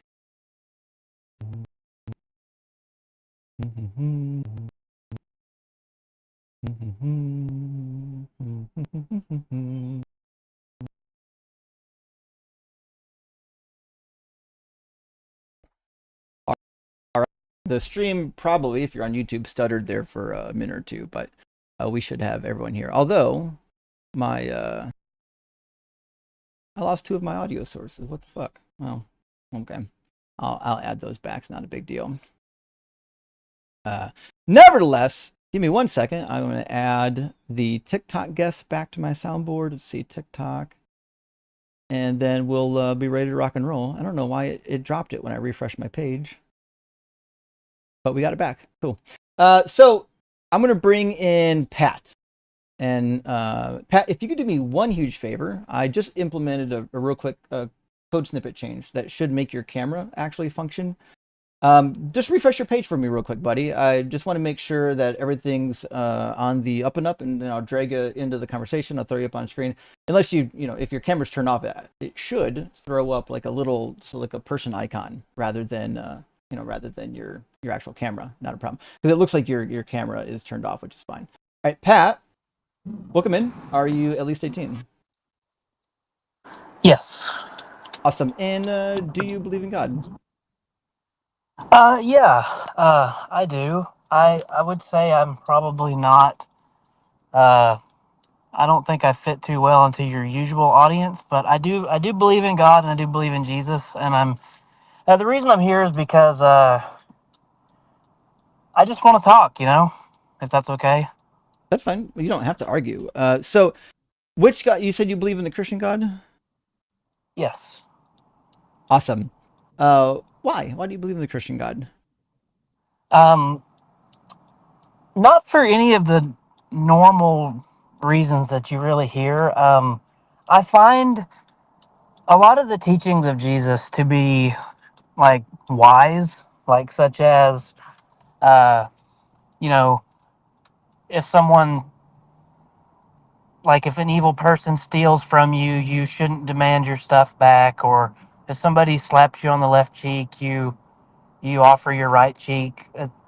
I find a lot of wisdom in the things that he taught, like, so that's kind of why I guess I still believe. I do have a lot of issues, I guess, with scripture itself, and so I'm not really one of the people that's like, well, the Bible's the inerrant word of God and there's no contradictions. And I do, I've watched a lot of your videos and live streams, and so I do understand, like, there's not a lot of evidence that Jesus really fulfilled a bunch of prophecies. And it really, for me, it's like,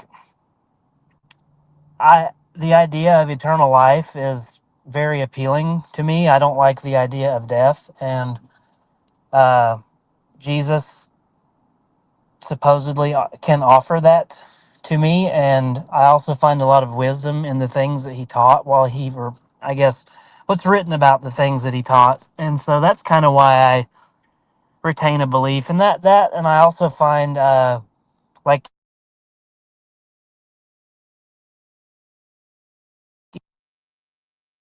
You're breaking up on us, buddy. You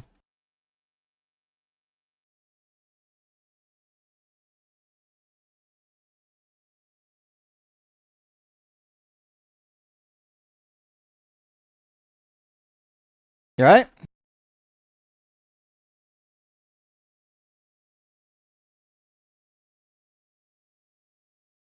think we lost him. Well, that's unfortunate. Pat? Hola? Oh, he's gone. Well, he's back. Oh, maybe he reconnected. We'll give him another try. Welcome back, Pat. Can you hear us now? yeah, sorry, my wife was like calling my phone over and over, so I couldn't like That'll do it. answer and then tell her what's up, and then somehow come. It's just, and I'm driving, so sorry about Right. that.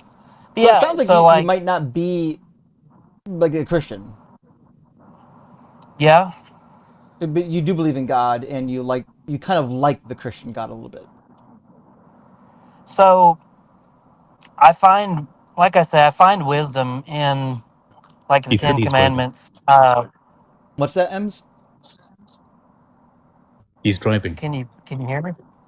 Oh, are you driving right now, bud? Yes. You do have to pull over. We do have a no driving live rule. Okay. I'm just going to get pizza. I'm almost there. Is So do you have a phone holder so you're not holding your phone? yeah, I can set my phone down so it's not in my Yeah, hand. yeah, just make sure you're not looking at your phone, distracting you from driving, Okay. and make sure Yeah. you're not Yeah. holding it either. Phone is down, and I'm not looking at it. Cool. All right. It should be just like a non-visual phone call back, 1990 style. So Yeah. it sounds to me like you believe in some kind of a job and job, some kind of a God, and it's somewhat Christian-like. But why? What's the evidence? So it sounds to me like you want to believe in a God. It gives you some level of comfort. But my guess is you don't actually believe in God because you want to believe in God. I mean, it might be true that you do want to believe in God, but you probably believe in God because you're like somewhat actually convinced. Because I don't think you get to choose what you believe. Like I didn't choose to not believe in God, and when I did believe in God, I didn't choose to believe in God. I was just convinced, and then I changed to a state of not being convinced. So I guess what I would ask is, what's the thing, or what are the multiple things that make you convinced?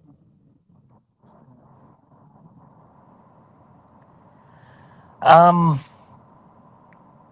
So it's a good question because, uh, I think unfortunately a lot of like my like following Jesus when it comes to like some of the hard things that he teaches, it's almost like a compulsory thing. Like I'm scared of punishment or torment or uh, scared of the what ifs, and so some of the teachings of Jesus uh, are kind of difficult.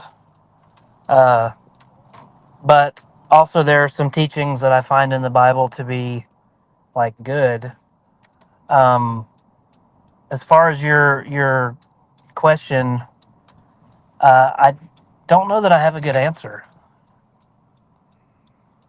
Well, I mean, it sounds to me then that you should evaluate if it's worth believing.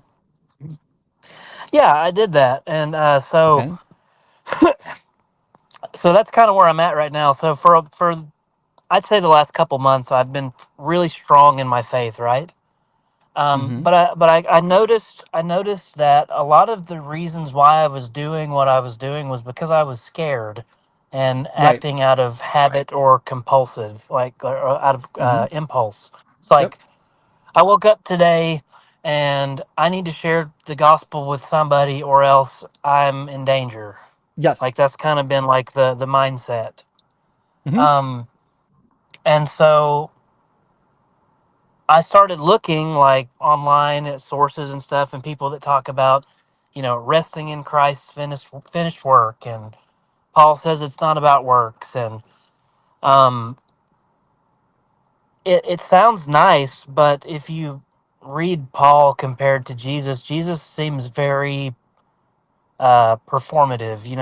If you have one talent and you don't earn another talent, then you're lost. And if you don't abide in any tree that doesn't bear fruit, and then you've got Paul that says that you don't have to do anything except believe and just believe Jesus rose from the dead and you're good to go. Yeah, that's And so not it what Jesus causes said. this You're right. like, okay, well, I don't want to throw my beliefs out. I don't want to just 100% believe or 100% disbelieve just based on like a problem, right? I feel like that's not reasonable. Right. So I started looking at some stuff that's pretty like, it's like, okay, should I believe in Jesus? And I started looking at some of the things that he said, like for instance, the Olivet Discourse. Like Hmm. this generation will not pass away until all these things take place. There's some of you standing here who will not taste death till they see the kingdom of God has come with power. And then I noticed that a lot of the issues that I've been having with the teachings of Jesus, almost all of them come specifically from the Gospel of Luke.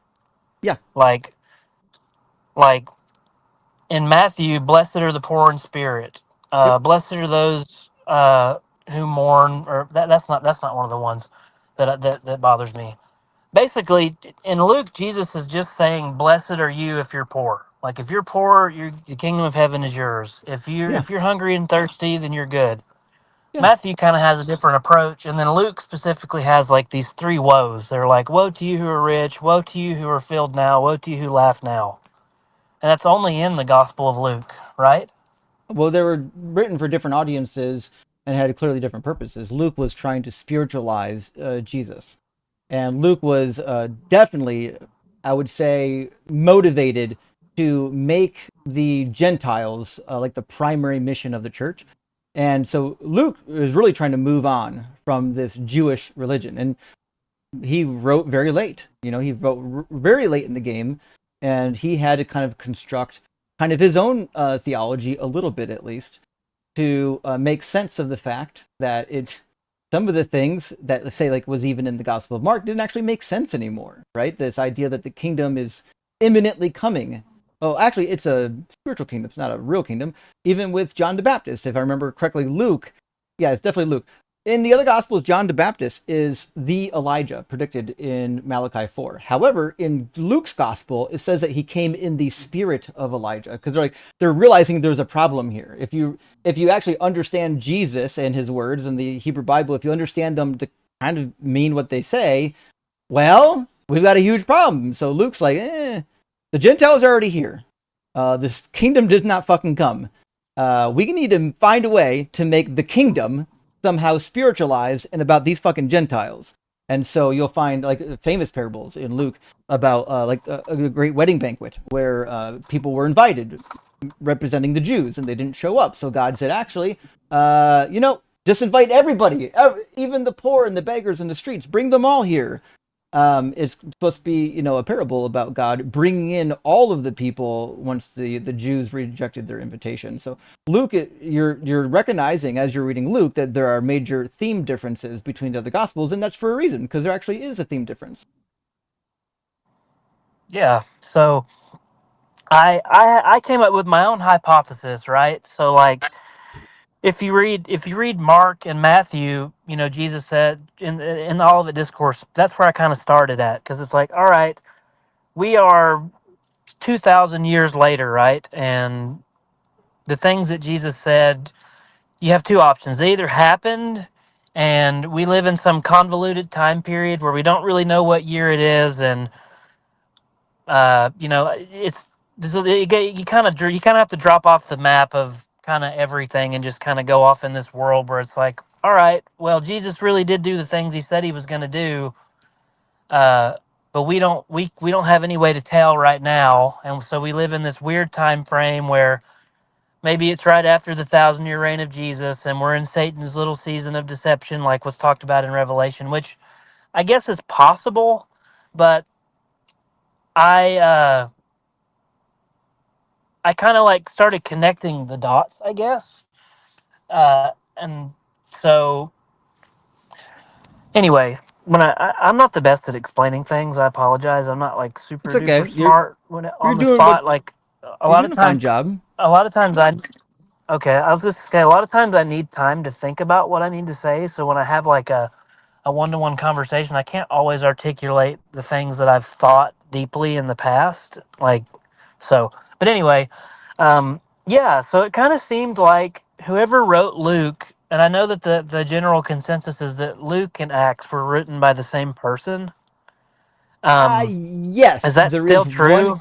there's one caveat, which is that most scholars would say that there are additions or redactions, modifications to Luke and Acts after they were primarily written. But yeah, mostly one author. I see. Gotcha. But yeah, so basically, I read Luke, and it has some really distinct differences in the Olivet discourse. Like example, Jesus says in Matthew, when the abomination of desolation, when you see the abomination of desolation spoken by the prophet Daniel, then those who are in Judea flee to the mountains. But in Luke, it says when you find Jerusalem surrounded by armies, uh, let those who are in Judea flee to the mountains. And Yep, I noticed because that like Luke acts. Sorry, go be, ahead. because it was written after the After, abomination of yeah, desolation that happened during the Bar Kokhba revolt. So it knew yeah, that because most people would say Jesus was predicting the fall of 70, but there was no abomination in hmm 70. It actually happened under the reign of Hadrian during the Bar Kokhba revolt. So Luke, who obviously wrote after that, who probably had some dependency even on Josephus, was like, we gotta get that out of there. Oops. hmm yeah. So like, I've been here before, and I've talked to you in the past. I don't know. You may remember me. You may not. It's okay if you don't. Um, After we talked, I kind of like didn't believe, and then I came back into belief. And uh, one day I found out I realized I was like really exhausted. Like I was following Jesus, but it was like really exhausting me to the point of like it's hard to get out of bed, hard to be motivated because like Jesus, his teachings are like you need to be poor and homeless and don't worry about making money and hate your family and go die every day. Wake up and your purpose of your life is daily death and denial. And it's like Yeah. I'm doing it, but I'm not feeling it, you know? Sure. That's understandable. And so I was like, I don't like these things. So I started started looking at like, well, you know, Jesus really asks a lot of his followers, like everything, right? So I thought, Oh, well, yeah, for sure. In Luke, he says that you must hate essentially your family, and he also says that you have to forsake everything and pick up your cross and follow him, which is really interesting because uh, Jesus, if he said that, his audience had no fucking idea what he's talking about. He wasn't crucified yet. But anyways, it's yeah, neither here nor there. The yeah, I general thought, idea you know, is everything. I really thought about that at one point in the past. Like in Matthew, when Jesus talks about if you have something against your brother before you bring your offering to the altar, go make it right with him. And then I guess, you know, they probably had altars and offerings in the Old Testament. I haven't read a lot in the Old Testament. You know, go figure. Christian doesn't read the Old Testament. Ha ha he he. Yeah, I know how that goes. But um, one like the logical part of my brain always fires when I hear "take up your cross." it almost seems like whoever wrote that knew that Jesus was crucified, because Yes, Jesus at that time hadn't been crucified yet. So when he's saying take obviously. up your cross, uh, it would seem as though this is like a, I don't know, like a motivation slash invitation that's connected to what happened to Jesus for everybody else that wants to follow him. But anyway, um, when I read Luke, especially like when it comes to like the birth, like the narrative, like the generational, I can't remember the exact word for that. It does seem like Luke tries to revise what Matthew did wrong as far as Yeah, like the, the yeah, genealogy. because yeah, genealogy, that's the word I was thinking of. But anyway, so one really interesting thing that Luke adds to his Olivet Discourse is the Jerusalem will be trampled over by the Gentiles until the time of the Gentiles are fulfilled. Right. And that grabbed me because um, that adds this unknown length of time to the Olivet Discourse that's not there in the other two Gospels.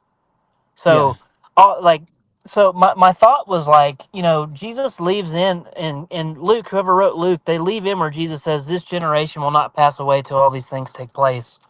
And so I thought like my general idea is like, so Luke is writing to people after the Jesus didn't come back.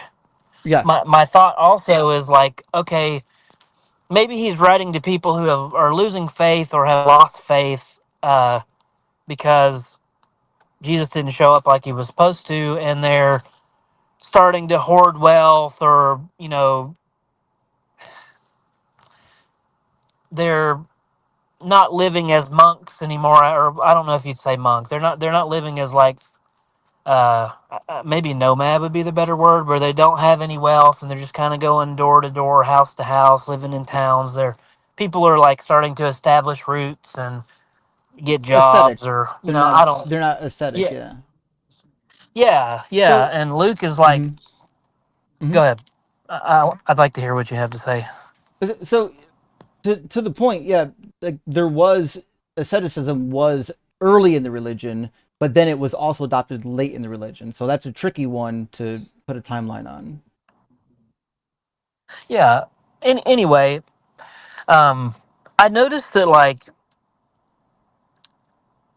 it seemed like the Gospel of Luke really hammered on like not having possessions, uh, and so I thought like why is the Gospel of Luke specifically so like dedicated to parables and straight up teachings from Jesus? Like Luke is the only gospel that says you have to deny yourself daily.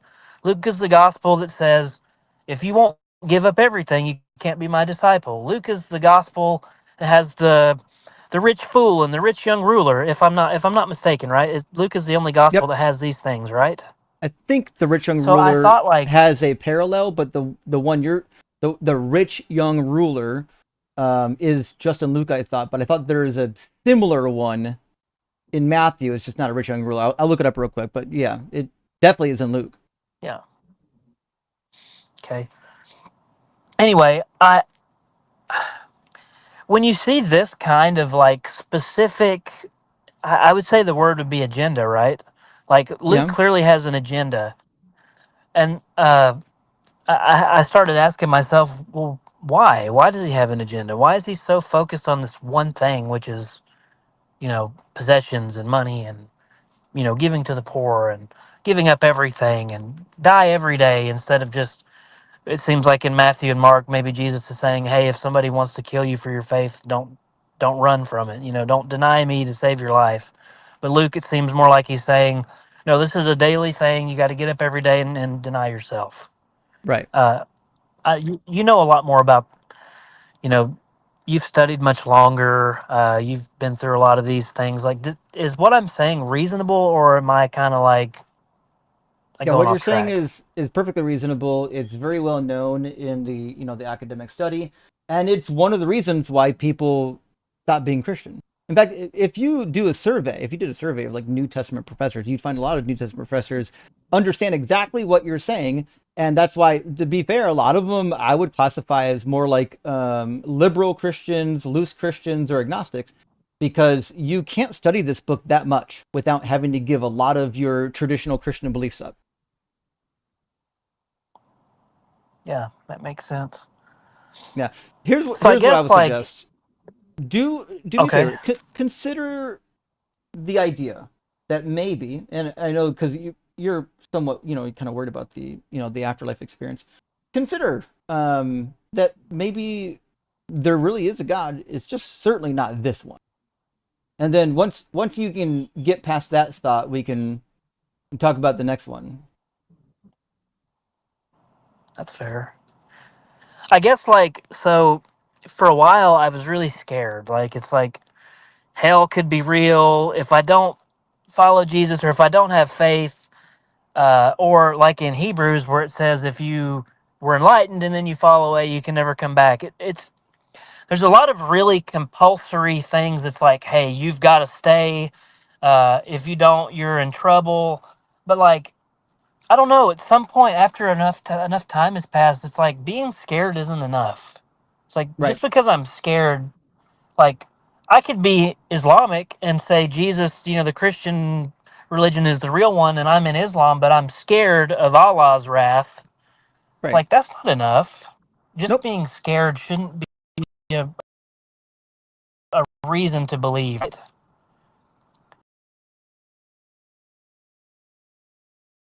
Just because you're scared. Oh, sorry. If somebody asks you like, "Hey, are you afraid of Islamic?"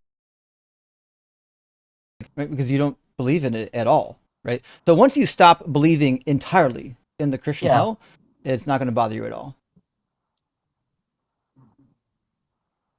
Just curious, you're obviously you used to be a believer and you're not anymore, right? Yeah. Do you ever like think about the what ifs? Like what if this stuff could be true? What if I am in trouble? Cuz like I mean, you're pretty openly like I've seen you say fuck the Holy Spirit like on a live stream. So like Mm-hmm. that could be considered blasphemy against the Holy Spirit, the unforgivable sin. Like you obviously don't care, right? Like do you ever worry about the small what ifs, like what if I am wrong? What if I am in trouble? Like, does that ever come to you anymore? No, No. no, because it doesn't even make sense. There's a God that's he's so like fucking petty that he wants to like fucking light you on fire for all of eternity just because you didn't believe in him or worship him. Like, why? What the? Why? If would you light your children on fire for all of eternity if they didn't worship you? No. Right. Exactly. And I assume maybe you want to talk to another guest. Maybe I'm not the like actual target audience. But Yeah. I did kind of want to bring up one more But you, thing. I knew you were really It, working through some stuff. I just wanted to be helpful. yeah. Isaiah 66, when Jesus, or not Jesus, when God talks about uh, their fire will not be quenched and their worm will not die. It kind of lines up with what Jesus says in Mark, right? Yeah. Um, but in Isaiah, it says the dead bodies, the people will see the dead bodies of those who have transgressed against me. You Their nailed fire it. will not be quenched and their worm will not die. Yeah, But that's they're 66 if I dead. They're not remember. alive. They're not. Yeah, it's 66. Yeah. Yeah. Mhm. Um, I thought, if I'm just honest and I'm just like, if I'm not like reacting in fear, it seems like something had to have changed from Isaiah to the Gospel of Mark because Jesus says there'll be weeping and gnashing of teeth. So, Mhm. like, you go from like dead bodies that are burning up and being eaten until they're burned Mhm. up and eaten to uh, now the people are alive and feeling these things. Mhm. And so I looked into that, and apparently there's some like apocryphal writing where God is like, "See who it is that you have not served, and I will throw worms into their bodies, and I will light them on fire, and they will be tormented forever. I don't even really know exactly what it says, but Yeah. um, Well, let me it would it offer would two appear. Go suggestions. ahead. Two Yeah. suggestions. One, these are all really good observations and questions. If you're not in the Deconstruction Junction Discord yet, I encourage you to join. It's got a lot of fucking really, really smart people in there that can engage with you on some of these topics, and we've got a lot of really fucking smart people in there. People who know Greek, the Hebrew, some of them are seminary educated, just really cool people. So we have built a large community. We've got like 7,000 people that are doing exactly what you're doing. They're just trying to figure some shit out. So it's a good place to be. The other thing I would say is if you don't have a copy of the Deconstruction cheat sheet, I have an entire tab on the cheat sheet just dedicated to like every reference to hell within the Jewish culture that might help you understand how it started and versus how it ended. Right. Okay. Yeah.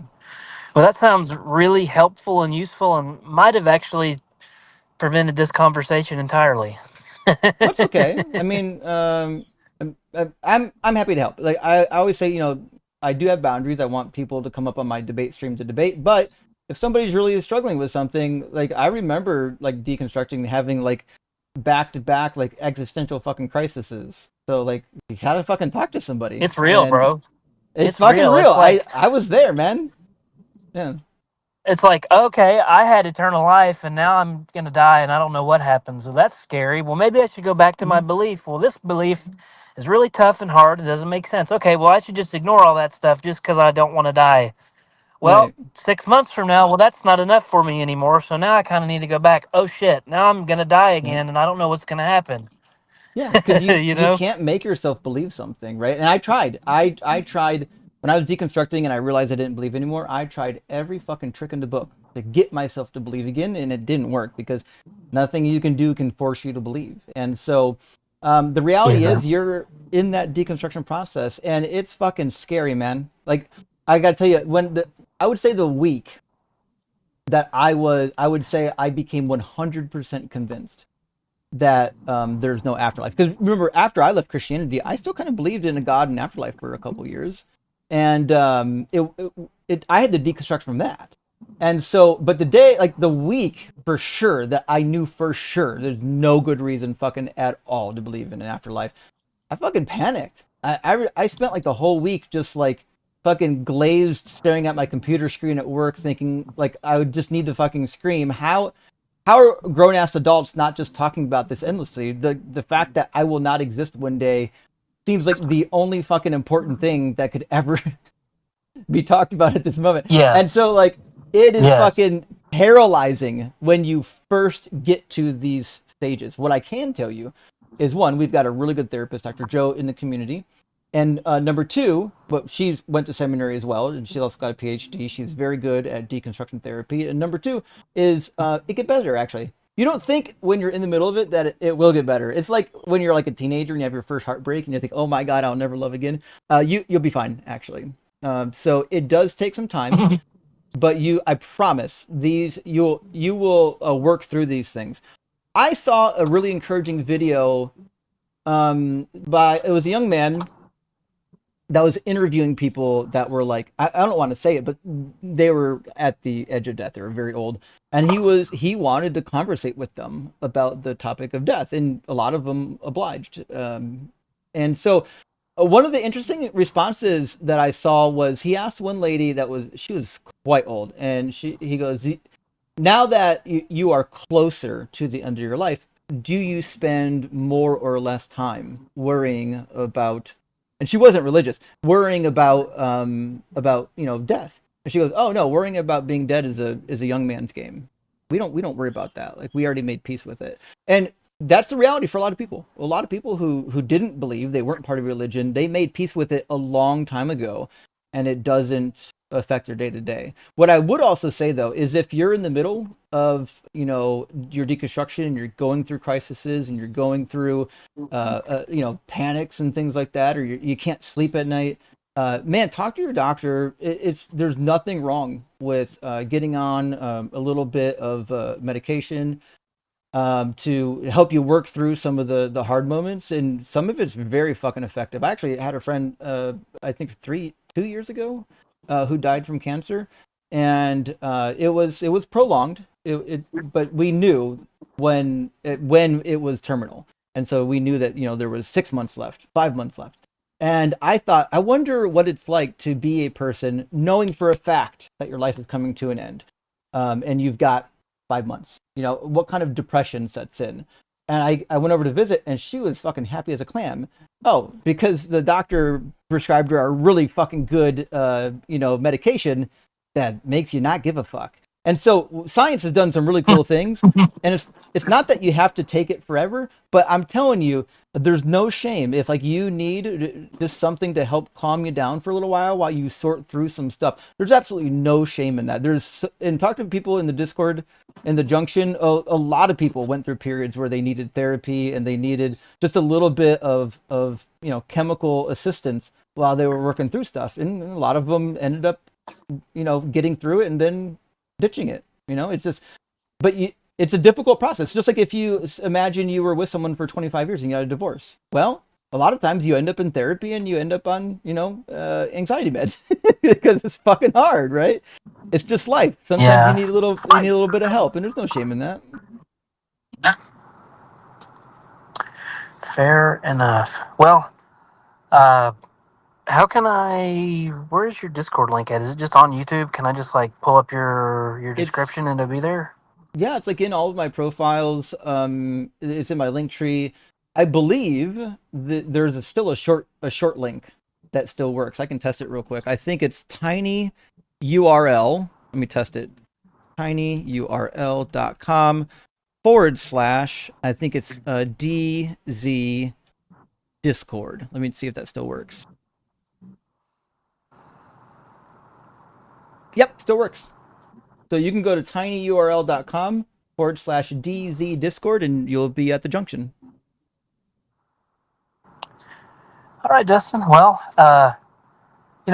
sorry to take up your time. I really just wanted to come here to find out if I was like, I don't know, like my thought processes were reasonable, if I'm the one in the million, or if a lot of other people think the same way.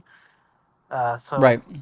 it does make me feel a little bit better. And thanks for the resources. I'm gonna look into it now that I'm not scared all the time of like, what if I stop believing? And I was like, all right, that's not enough. I need to actually find out if this is true or not. Yeah, Thanks for the link it to is the helpful. resources to find. Also, Yeah. I would say this too. It's okay to be upset as well. I remember there was I don't know, I would say a couple months in to after that week I told you. I remember I was down in Florida. It would have been about 2017 if I remember correctly. And I was still just kind of fuming, like, what the kind of fucking injustice is it that, like, we get put on this earth, we're only fucking here for a short time, a lot of it's fucking misery, and then one day just fucking gone. Like, what a piece of fucking trash, right? And I remember Yeah. that day I was watching Matt Dillahunty on the Atheist Experience live. It was one of the first times I ever caught a show live. I never caught that show live. It just happened to be one of those days. And he was talking to a caller who was like slowly realizing over the phone that this not going to be an afterlife. The end is the end. And Matt was very calmly talking through it with him. And he goes, the guest is like, doesn't that like upset you? And Matt's like, goddamn right, it fucking upsets me. I don't want to die. I was like, I was in the car eating lunch. I was like, you goddamn right, Matt. I don't fucking want to die. Sometimes you can be mad, and there's a lot of fucking people that can be mad with you. You don't have to be alone. Yeah. Fair enough. Yeah, but you've got people that got your back. Join the Discord. There'll be friends interested to help you out. And if you need some therapy, you can ring up the Secular Therapy Project if you want somebody anonymous that's not in our community. And you can also Recovering from Religion, who runs the Secular Therapy Project. Usually, I understand they cover the therapy costs for a certain amount of time. So there's some resources for you. Okay. Goodbye Cheers, for now, friend. Justin. Best of luck. See you Let later. us know how you're doing, okay? Thank Don't you. be a stranger. Okay. All right. All right. Bye. Cheers. I Listen, there's a lot of people. I know people don't a lot of people don't like those conversations. In fact, I usually watch the numbers plummet when we get into these conversations. So I apologize to the audience, but listen, I'll never not help somebody who needs help. I remember being in these. I think the deep, what do they call it? The dark nights of the soul. I remember being there. It's fucking scary. So it really is. It's important to recognize, friends, that none of us have to do this alone, which is one of the reasons why I wanted to start this fucking channel. No one has to be in this fucking thing alone. You know what I mean? All right, give me 1 second. We got another guest waiting to come up. I'll grab some super chats after the guest. I've got some super chats. Actually, let me grab just a couple of them. I think they're a little bit related to that our last guest. Let me double check. Yeah, and then we'll grab Evangelist here from the TikTok queue. Toby, the robot, says, when someone asks, do you ever worry if you're wrong and you're going to hell, like this caller did, I think fair response to say, I worry as much as you worry about whether Islam is true. Exactly. That's what we were saying. Yeah. If you don't believe in it, you just don't worry. There's just no reason to. You know what I mean? Ontological Shock says, I really appreciate your thoughtful, encouraging talks with sincere callers struggling through their beliefs. I could have used someone like you when I was deconstructing. It can be scary as fuck. Rock hard for Doug. And it is scary, by the way. Like he said, if you went from literally believing that you're going to live forever to quite literally knowing that you're not, that's a hard fucking adjustment. And I kind of came to the conclusion, I think one of the reasons, why so many people are okay with it, is, a lot of people came to terms with it. They didn't grow up religious. They came to terms with it when they were fucking like 15. And, we have to do it in our fucking mid-30s. It's a different setup, you know what I mean? But nevertheless, I've got about 10 or 15 super chats here. I'm going to save them for after Evangelist because we're done at 8 o'clock and I want to get a good conversation in here. So we'll get Evangelist from our TikTok queue. We'll pull him up and then we're going to go ahead and get a conversation started here real quick. But give me just 1 second. I've got to do a small little refresh here on my end for something. And then we're gonna get Evangelist rocking and rolling here. 1 second, Evangelist.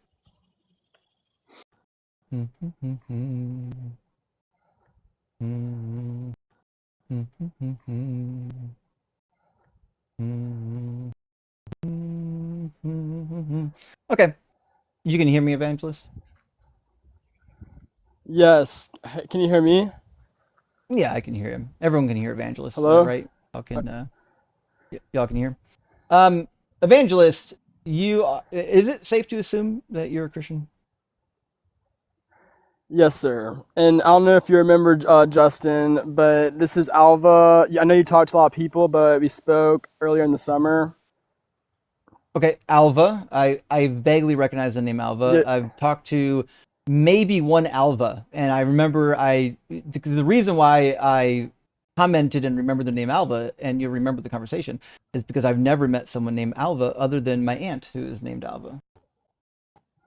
Your aunt. Mm-hmm. Yes, sir. Yes, sir. And So- from my memory, didn't you say your aunt was a Christian? Yeah. Yes, sir. Well, so basically, I hope you're doing well. I've been watching your live feeds and trying to get on, but I know that a lot of people want to talk to you, and I can understand why, because you're very intelligent, and I think you know so much about the Bible. It's really amazing. But I wanted to just you gave me homework about why isn't the quote. Remember the homework you gave me? Do you remember? It was a quote about prophecy, and I asked you to figure out. Did I ask you why? Sorry, to figure out why it was or wasn't about Jesus. Is that what we did? Well, it was why wasn't it mentioned in Jeremiah? Oh yeah, from Matthew 27. Yep. Actually, Yes, I've sir. given that homework assignment to a number of people, and I apologize. I didn't realize that was the one. Yeah, that's Matthew 27. 9 and 10. I think so, but Mhm. I was doing it and I understand that there's a lot of you can say apologetic answers, but I figured with your echelons of IQ in this field, I figured I probably wouldn't give you an answer that you already haven't heard of. So I just kind of wanted just to ask you like a question. Why did you go to seminary if you don't even believe in Jesus? Well, I did. When I went to seminary, I was still a God believer. I would say I was a very, very liberal Christian by the time I entered seminary because Bible college had already ruined a lot of the what we would classify as Christian doctrines. Like once you actually like learn some stuff. But I still went into seminary with a couple thoughts. My thought was I still seem to have some belief in this religion, just not the belief I started Bible college with. And my second thought was, well, whether Christianity is completely true or partially true or maybe not true, I mean, I deserve and I owe it to myself to put every ounce of fucking effort into it to find out because it seemed like one of the most valuable things you could know. And so I was still, while I would have been, Christian, maybe slightly agnostic, I was still dedicated to the mission of like trying to figure shit out. And deep down, I wanted it to be true. The idea that it wouldn't have been true was kind of a very difficult thought for me. And so that's why I went to seminary. And also, you have to understand, people like me, I'm a fucking nerd. I did engineering school even before Bible college and seminary. Some of us just like we get off on learning shit. Like some of us just like we can't go to bed until we learned a bunch of shit that day. Absolutely. And that I was just genuinely curious because, as I've been listening to you, you have so much knowledge on so much. But like, my question is, if you don't mind me asking, like, why did you even want to go to Bible college? Like, what was Christianity pushed on you as a kid? Like, what was the reason behind all of it? Oh no. So I grew up in like I don't know, it was not a religious family.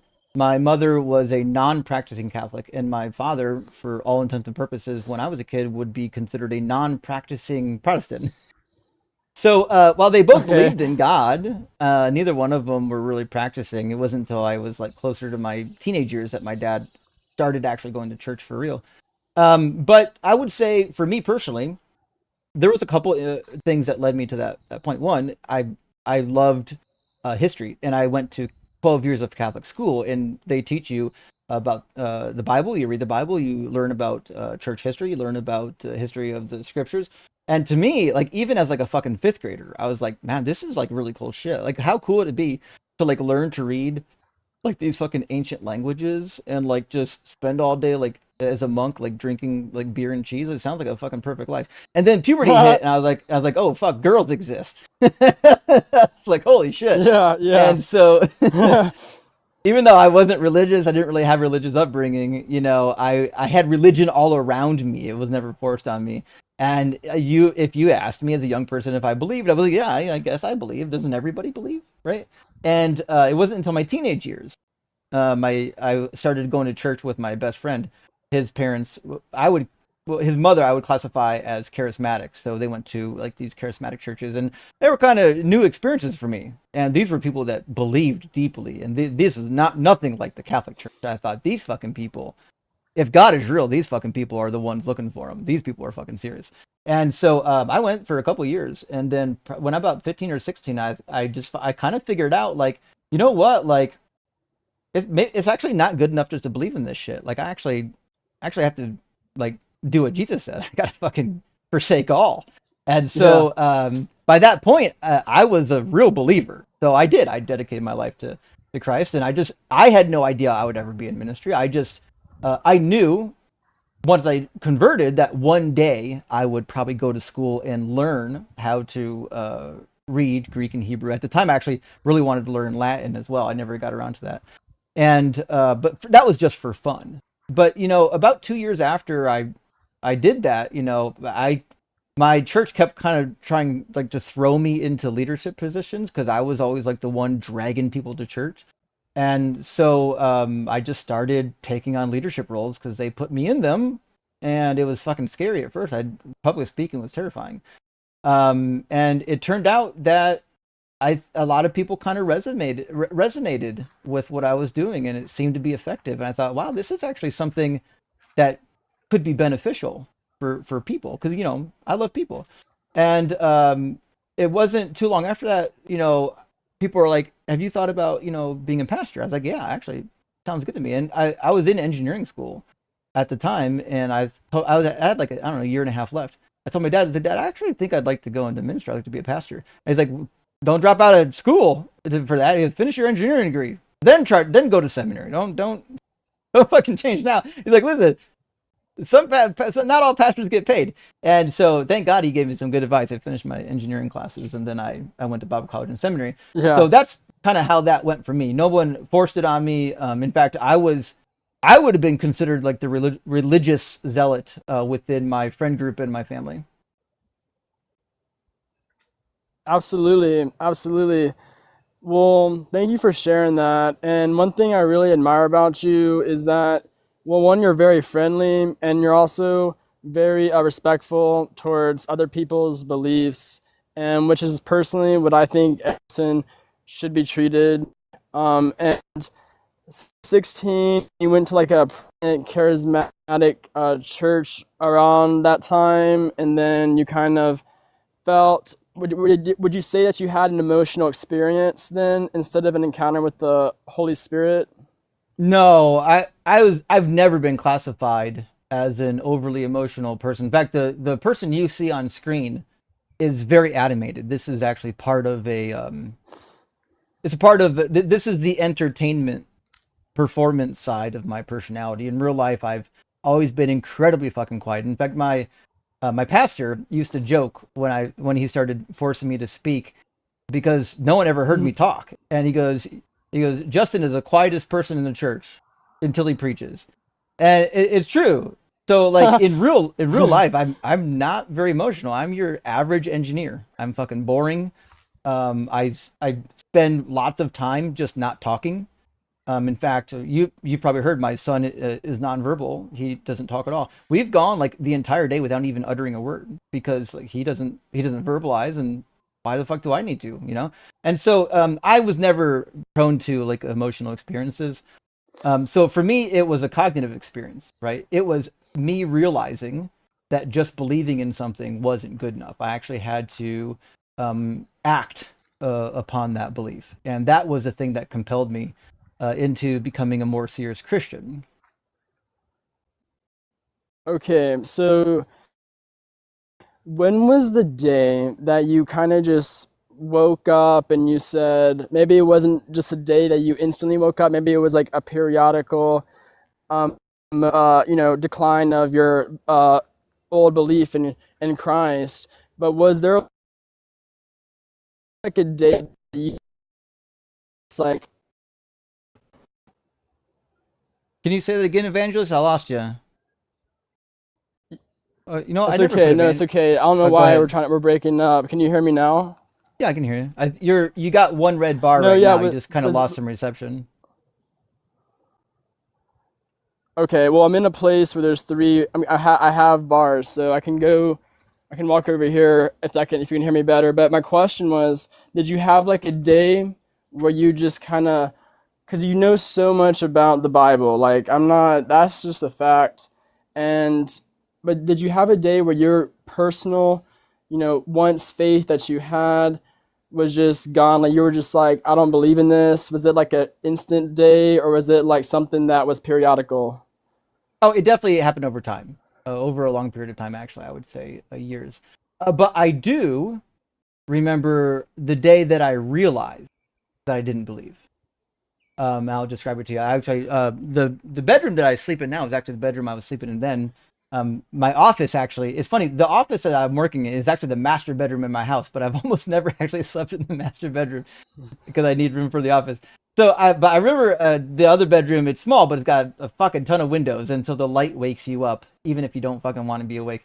And as I remember waking up early because the light was blasting through my window in like the middle of summer, and I guess it would have been, I'm going to say about 2015.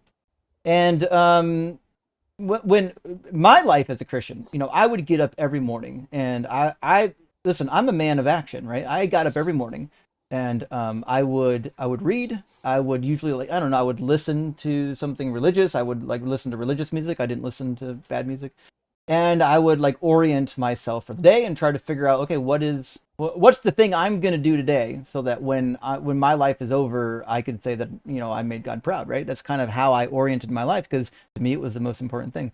Now, what you'll notice is, like, through your deconstruction process, that starts to get less. It feels less and less. You feel less motivated to do that kind of thing, because you're actually like, your belief is fading, right? And there was a day I remember I woke up and I felt none of it. There was not a single part of me that was like, oh, I need to do this because this is what God is calling me to do, or some shit like that. I had zero motivation, zero drive, and then it hit me. I was like, why? Why am I waking up? And the realization was like, actually, this has been going on for a little while, but now it's like, seems obvious. Why is that the case? And before I even got downstairs to fucking eat breakfast, I realized it. I was like, oh, no, I just don't believe it anymore. Like, if I believed it, I would be moved to continue doing what I was doing. And so that was the day I realized I actually just don't believe it anymore. Okay, what was it, do you think, that moved you before that? Well, I mean, there's a couple of pillars. One, the Bible says a lot of shit that's not true. The Bible is super self-contradictory. The New Testament is just an entire contradiction of the Old Testament. Not a single thing in the Old Testament would lead you to think that the New Testament's true or connected. In fact, when I graduated from seminary in 2013, there's like an exit interview, and my pastor at the time, who was my mentor, was at the exit interview. And it was funny. I was one of the few people at seminary that went to study the Hebrew Bible rather than the New Testament. And it was kind of a joke at the exit interview. And he was like, the guy that I was doing it with, it's very rare for someone to study the Old Testament. I said, actually, that's why I did it. Nobody was doing it, but I was so excited to do it. And my pastor chimed in, and he goes, yeah, he actually does know some of the Old Testament. And he goes, yeah, actually, I've always said that the Old Testament is required for understanding the New Testament, because the New Testament is just an extension of the Old Testament. And inside, I was like, oh, this fucker actually hasn't read the Old Testament. We've been friends for a long fucking time, but no way he read the Old Testament. And that's where I already was. I was already there by the time I graduated seminary in 2013, knowing that no. The New Testament fundamentally doesn't understand the Hebrew Bible, and Jesus fundamentally did not either, and he fulfilled zero actual prophecies. And so after that, I would have said I'm a very, very liberal, agnostic Christian, maybe. But at that moment, when I graduated seminary, most people would have already considered me non-Christian. It's interesting to me, just from hearing you, and thank you for sharing that you were, so passionate and serious. I mean, like, even world-renowned Bible teachers. I don't know if you heard of Derek Prince before, but he lived in Israel. But one thing about him that made him so different and successful was that he was British, but he could speak fluent Hebrew, and he actually lived in Israel because he was so dedicated to that. And so, like, it's interesting how that you just remind me of, like, that in respect to in regard to your zeal for learning Hebrew. Yeah, but let me ask you this: so you graduated from seminary in 2013, but in 2015 that was the moment of your deconversion. Am I correct?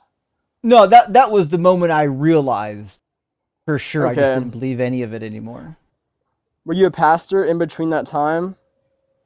So I was actually supposed to end my current pastorate in late 2013, and I'd been telling them for like a year and a half, like, hey, you need to get somebody ready to replace me when I graduate. I'm out of here. I got to get a different job. I got to get a full-time job in ministry if I'm going to go into ministry. I ended up getting a job in engineering for obvious reasons. But nevertheless, they didn't. They drug their feet, and I actually stayed there like all the way into like early 2015, even as a really kind of a non-believer. just because I didn't want to bail on them. They didn't have anybody else. But 2015 rolled around, and I had a lot going on, and I just told them, listen, I can't stay on any longer. Like I'm just gonna leave whether you have somebody or not. So I gave them a date and I left, and they And scrambled was that about, for a while. was that, Mhm. sorry to interject, was that about money, or was that just about a matter of whether you're doing something you believe in?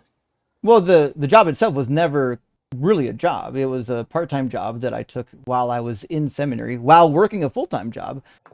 Almost a full-time job, actually. I was running a electrical and engineering contracting business. You call it consulting in the industry, but it's just a contract business.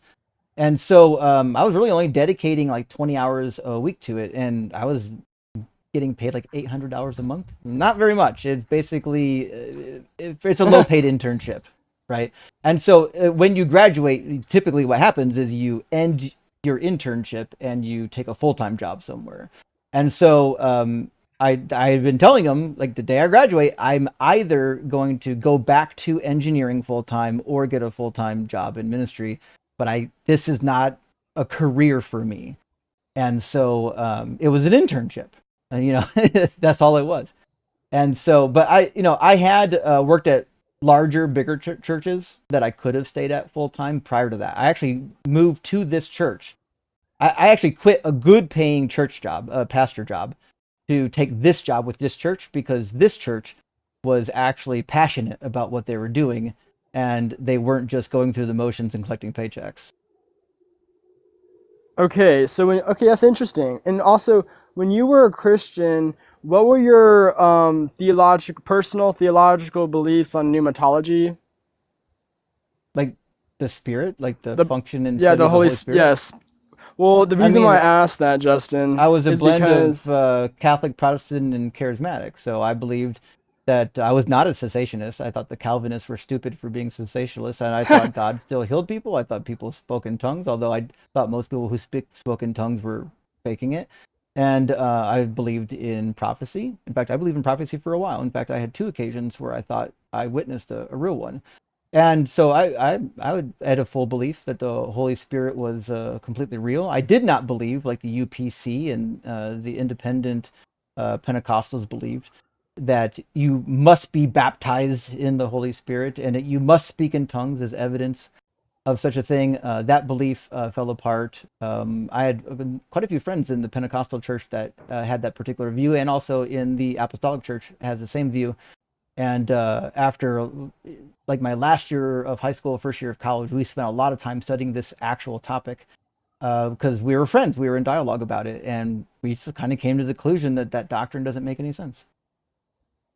okay, well that I can relate to you on that because I Mhm. I know you don't believe in that anymore, but I am a person. I actually personally agree with you when well your old belief in that I don't believe the gifts of the Holy Spirit cease. But let me ask you a follow up question just for fun. Well, Um I have to get off is here shortly, and I okay? got super I'm almost chats I still have to done. read. So this might have to be the last question, but Okay, um, that's fine. That's fine. And we I can would continue another time. I would also say on Sunday nights, I don't have one planned in the coming weeks yet because I've got a different summertime schedule. But usually during the school year on Sunday nights, once or twice a month, I'll do a Q&A where you can just kind of come and ask any question you want, whether it's on topic or not. Okay, no, that'd be great. What time would that be? Usually it's in the evenings, about 6 p.m. Eastern time.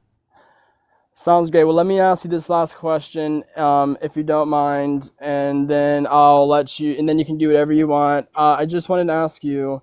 So, you said